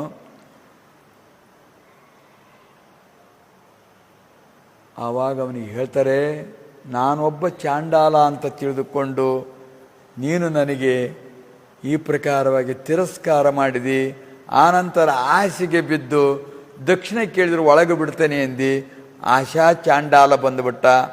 ನನ್ನಲ್ಲಿ ಏನಿಲ್ಲ ಅಂದ್ಕೂಡಲೇ ಹೊಡಿಲಿಕ್ಕೆ ಬಂದಿ ನೀನು, ಕ್ರೋಧ ಚಾಂಡಾಲ ಅಂತ ಬಂದುಬಿಟ್ಟ. ಈ ಪ್ರಕಾರವಾಗಿ ನಿನ್ನ ಕೆಲಸವನ್ನು ನೀನು ಬಿಟ್ಟು ಸುಮ್ಮನೆ ನನ್ನಲ್ಲಿ ವ್ಯಾಳ್ಯವನ್ನು ಹರಣ ಮಾಡಿದ್ರೆ ಸಂಖ್ಯೆ ನಿನಗೆ ಆ ಕಾರ್ಯ ಮಾಡದೇ ಇರತಕ್ಕಂಥ ಆ ಕಾಯಕದ ವಂಚನೆ ಅಂತಕ್ಕಂಥ ಚಾಂಡಾಲತ್ವ ಬಂತು. ಹಿಂಗೆ ಒಬ್ಬ ಚಾಂಡಾಲನ ನಾನೆಂದು ತಿಳಿದುಕೊಂಡು ನಾನು ಹೊರಗೆ ಹಾಕ್ಲಿಕ್ಕೆ ಹೋಗಿ ನೀನು ಅನಂತ ಮಂದಿ ಚಾಂಡಾಲನನ್ನು ನೀನು ಒಳಗೆ ಬಿಟ್ಕೊಂಡ್ಬಿಟ್ಟೆಲ್ಲ ನೀನು ಅಂಥೇಳಿ ಅವರು ಅಂದರು. ಆವಾಗ ಅವನು ಗಾಬರಿಯಾಗಿಬಿಟ್ಟ. ಹೌದಲ್ಲ, ಆಶಾ ಇರಬಾರ್ದು, ಆಶಾ ಚಾಂಡಾಲತ್ವ ಬಂತು. ಎಲ್ಲರನ್ನೂ ಪರಮಾತ್ಮ ಸ್ವರೂಪವಾಗಿ ಬಂದಿರತಕ್ಕಂಥವರೆಲ್ಲರೂ ಪರಮಾತ್ಮನ ಭಕ್ತರು ಅಂತ ಕಾಣಬೇಕು, ಹಂಗೆ ಕಾಣಲಿಲ್ಲ ನಾನು. ಅಂದ ಬಳಿಕ ನನ್ನಲ್ಲಿ ಎಂತೆಂಥ ಚಾಂಡಾಲತ್ವ ಬಂದುಬಿಟ್ವಲ್ಲ, ನಾನು ಬ್ರಾಹ್ಮಣನಾಗಿದ್ದು ಕೂಡ ಇಷ್ಟೆಲ್ಲ ಆಗಿಬಿಡ್ತು ಅಂಥೇಳಿ ಆವಾಗ ಭಾಳಷ್ಟು ನಂದು ಅಪರಾಧವಾಯಿತು ಅಂಥೇಳಿ ತಾನು ಪಶ್ಚಾತ್ತಾಪ ಪಟ್ಟುಕೊಂಡ. ಆಮೇಲೆ ಅವರು ದರ್ಶನ ಮಾಡಿಕೊಂಡು ಮುಂದೆ ಹೋದರು. ಅವನಿಗೆ ಹೋಗಿ ಮನೆಗೆ ಹೋದ ತಕ್ಷಣದಲ್ಲಿಯೇ ಎಂಥ ತಪ್ಪು ಮಾಡಿಬಿಟ್ನಲ್ಲ, ಎಂಥ ಬ್ರಹ್ಮಜ್ಞಾನಿಗಳು, ಎಂಥ ತೇಜವಿತ್ತು ಅವ್ರ ಮುಖದ ಮೇಲೆ, ಅವರಿಗೆ ನಾನು ಮನಸ್ಸಿಗೆ ನೊಂದಿಸಿಬಿಟ್ನಲ್ಲ ಎಷ್ಟೋ ಅಂಥೇಳಿ ಅವನಿಗೆ ಭಾಳ ತಾಪ ಆಗಿಬಿಡ್ತು. ತಾಪಾಗಿ ಆ ಅತಿಥಿಯಾಗಿ ಬಂದದ್ದ ಗುಡಿಗೆ ನಾನು ಪೂಜಾರಿ, ನಾನೊಬ್ಬ ದೇವರ ಪ್ರತಿನಿಧಿಯಾಗಿರ್ತಕ್ಕಂಥವನು. ಅಂದ ಬಳಕ ದೇವರಂತೂ ಬಾ ಒಳಗಂತ ಕರೆಯೋದಿಲ್ಲ, ಎಷ್ಟು ದೇವ್ರಿಗೆ ಹೋದ್ರೂ ಬಾ ಅಂತ ಯಾವ ಕರೆಯೋದಿಲ್ಲ. ಯಾಕೆ ಹೋಗ್ತೀಯಪ್ಪ ಅಂತ ಕೇಳೋದಿಲ್ಲ, ಉಂಡಿದೇನಪ್ಪ ಅಂತ ಕೇಳೋದಿಲ್ಲ. ಏನು ನಿನಗೆ ಕಷ್ಟ ಇವೇ ಹೇಳ್ಕೊಂತಿರ್ತಾರೆ ಅಷ್ಟ, ಅದು ಹಂಗಾಗೈತಿ ಇದು ಹಂಗಾಗೈತಿ. ದೇವ್ರ ಮುಂದೆ ಹೋಗಿ ನಿನ್ನವೇನು ಕಷ್ಟ ಅಂತ ಅದೇನು ಕೇಳೋದಿಲ್ಲ. ಅಂದರೆ ಪೂಜಾರಿ ಪ್ರತಿನಿಧಿಯಾಗಿರ್ತಕ್ಕಂಥವನು ಬಂದರಿಗೆ ಅದನ್ನು ಇದು ಮಾಡಬೇಕು, ಆ ಭಕ್ತಿ ಮಾರ್ಗ ಹೇಳಬೇಕು, ಅವ್ರ ಕಷ್ಟ ನಷ್ಟಗಳನ್ನು ಭಗವಂತನಿಗೆ ಒಪ್ಪಿಸ್ಬೇಕು, ಸಂಕಲ್ಪ ಮಾಡಿ ಪೂಜೆ ಮಾಡ್ಬೇಕು. ಅದು ಪೂಜಾರಿ ಪ್ರತಿನಿಧಿಯಾಗಿರ್ತಕ್ಕಂಥವನು. ಯಾವ ದೇವ್ರು ಎಲ್ಲಿ ಹೋದ್ರೂ ಒಂದು ದೇವರ ಕರೆದು ಉಣಿಸಿದವ ನಿಮಗೆ, ಯಾಕೆ ಬಂದಿಯಪ್ಪ ಅಂತ ಕೇಳಿದವ, ಏನು ತಾಪತ್ರೆಯಪ್ಪ ನಿನಗೆ ಅಂತ ಕೇಳಿದವ, ಏನಾಗ್ಬೇಕಪ್ಪ ನಿನಗೆ ಅಂತ ಎಷ್ಟು ಕ್ಷೇತ್ರಗಳು ಎಷ್ಟು ಪ್ರಸಿದ್ಧ ಯಾವಾರು ಕೇಳ್ತಾವ ಅಂದ್ರೆ ಅವು ಕೇಳಕ್ಕೆ ಚೇತನಲ್ಲ, ಜಡ ಅವು. ಅವೇನು ಕೇಳವಲ್ಲ ಹೇಳವಲ್ಲ. ಕೇಳೋರು ನಡುವಿದ್ದು ಪೂಜಾರಿನೇ ಇಂದ ಅಷ್ಟು ಅದ್ರಾಗೆಲ್ಲ ಏನು ಮಾಡ್ಬೇಕು ಅದರದ್ದೆಲ್ಲ ಮಾಡ್ತಕ್ಕಂಥವ್ನು ಪೂಜಾರಿನೇ. ನಾನು ಬಂದಿರ್ತಕ್ಕಂಥ ಅತಿಥಿ ತಿರಸ್ಕಾರ ಮಾಡಿದೆ, ಅವನಿಗೆ ಚಾಂಡಾಲ ಅಂದೆ, ಹಿಂಗೇನೇನೋ ಮಾಡಿ ನಾನು ಬ್ರಾಹ್ಮಣತ್ವದಿಂದ ನಾನು ವಂಚಿತನಾಗ್ಬಿಟ್ಟೆ, ದೋಷಿ ಆಗಿಬಿಟ್ಟೆ, ನಾನು ಮಹಾತ್ಮರ ನಿಂದಿಸಿ ಅಂಥೇಳಿ ಹೋಗಿ ಅಲ್ಲಿ ಅವರು ಒಂದು ನದಿ ದಡಕ್ಕೆ ಹೋಗಿ ಸುಮ್ಮನೆ ಕೂತಾಗ ಉದ್ದಕ್ಕೆ ಹೋಗಿ ನಮಸ್ಕಾರ ಮಾಡಿ ನಮ್ಮ ಮನೆಗೆ ಪ್ರಸಾದಕ್ಕೆ ಬರಬೇಕು, ನಾನು ಅಪರಾಧ ಮಾಡಿದ್ದೇನೆ ಅಂಥೇಳಿ ಪ್ರಾರ್ಥಿಸಿದ.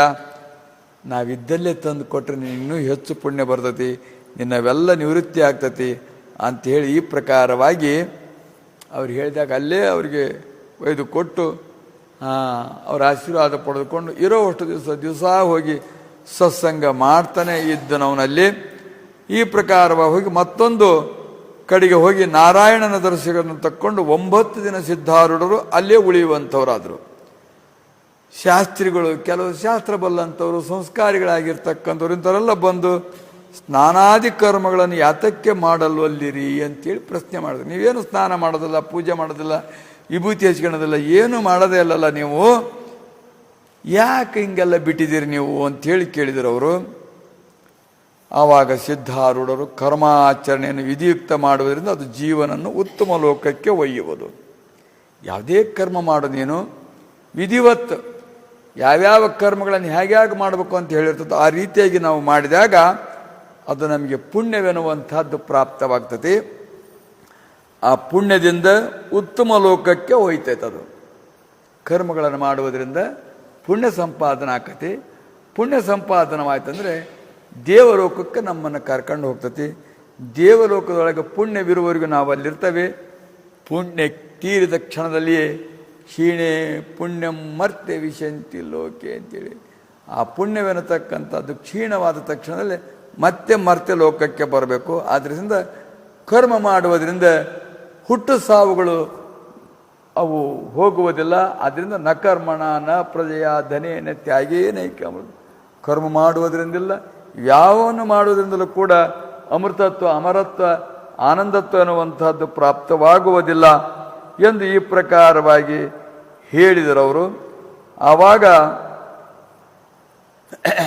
ಅದನ್ನು ತಿಳಿದುಕೊಂಡು ಖಂಡಿತವಾಗಿ ಇವರು ಮಹಾಪುರುಷರಿರುವರು ಅನ್ನತಕ್ಕಂಥದ್ದನ್ನು ತಿಳಿದುಕೊಂಡು ಮತ್ತೆ ಅವರಿಂದ ತಾನು ಆ ಉಪದೇಶವಾಗಿರ್ತಕ್ಕಂಥದ್ದನ್ನು ಮಂತ್ರ ದೀಕ್ಷೆಯಾಗಿರ್ತಕ್ಕಂಥದ್ದನ್ನು ಪಡೆದುಕೊಂಡು 9 ದಿವಸಗಳವರೆಗೂ ಅವರಲ್ಲಿ ತನ್ನಲ್ಲಿರ್ತಕ್ಕಂಥ ಸಂಶಯ, ವಿಪರೀತ ಸಂಭಾವನೆಗಳಾಗಿರ್ತಕ್ಕಂಥಗಳನ್ನು ಕೇಳಿ ಕೇಳಿ ಕೇಳಿ ಕೇಳಿ ಆ 3 ವೃತ್ತಿಗಳನ್ನು ನಿವೃತ್ತಿ ಮಾಡಿಕೊಂಡ.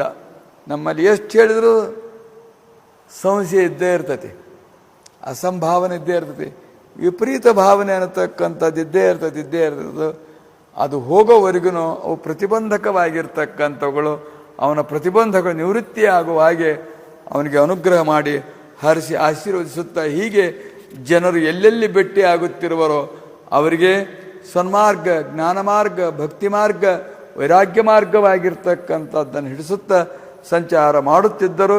ಅವರ ದರ್ಶನ ಮಾತ್ರದಿಂದಲೇ ಜೀವರು ಅನೇಕ ಭಾಗ್ಯಶಾಲಿಗಳು, ಪುಣ್ಯಶಾಲಿಗಳಾಗುವರು ಎಂಬಲ್ಲಿಗೆ ಸಿದ್ಧಾರೂಢ ಕಥಾಮೃತದೋಳು ಶ್ರವಣ ಮಾತ್ರದಿಂದ ಪಾಪಗಳನ್ನು ಭಸ್ಮ ಮಾಡುವಂಥ ಈ ಅಧ್ಯಾಯವನ್ನು ಶಿವದಾಸನು ಸದ್ಗುರುವಿನ ಚರಣಾರವಿಂದಗಳಲ್ಲಿ ಅರ್ಪಿಸಿರುವನು.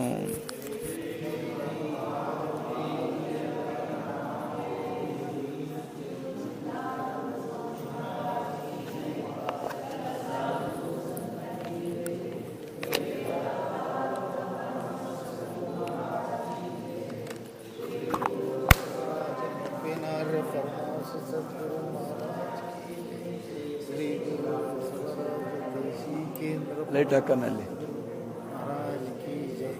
ಲೈಟ್ ಹಾಕ.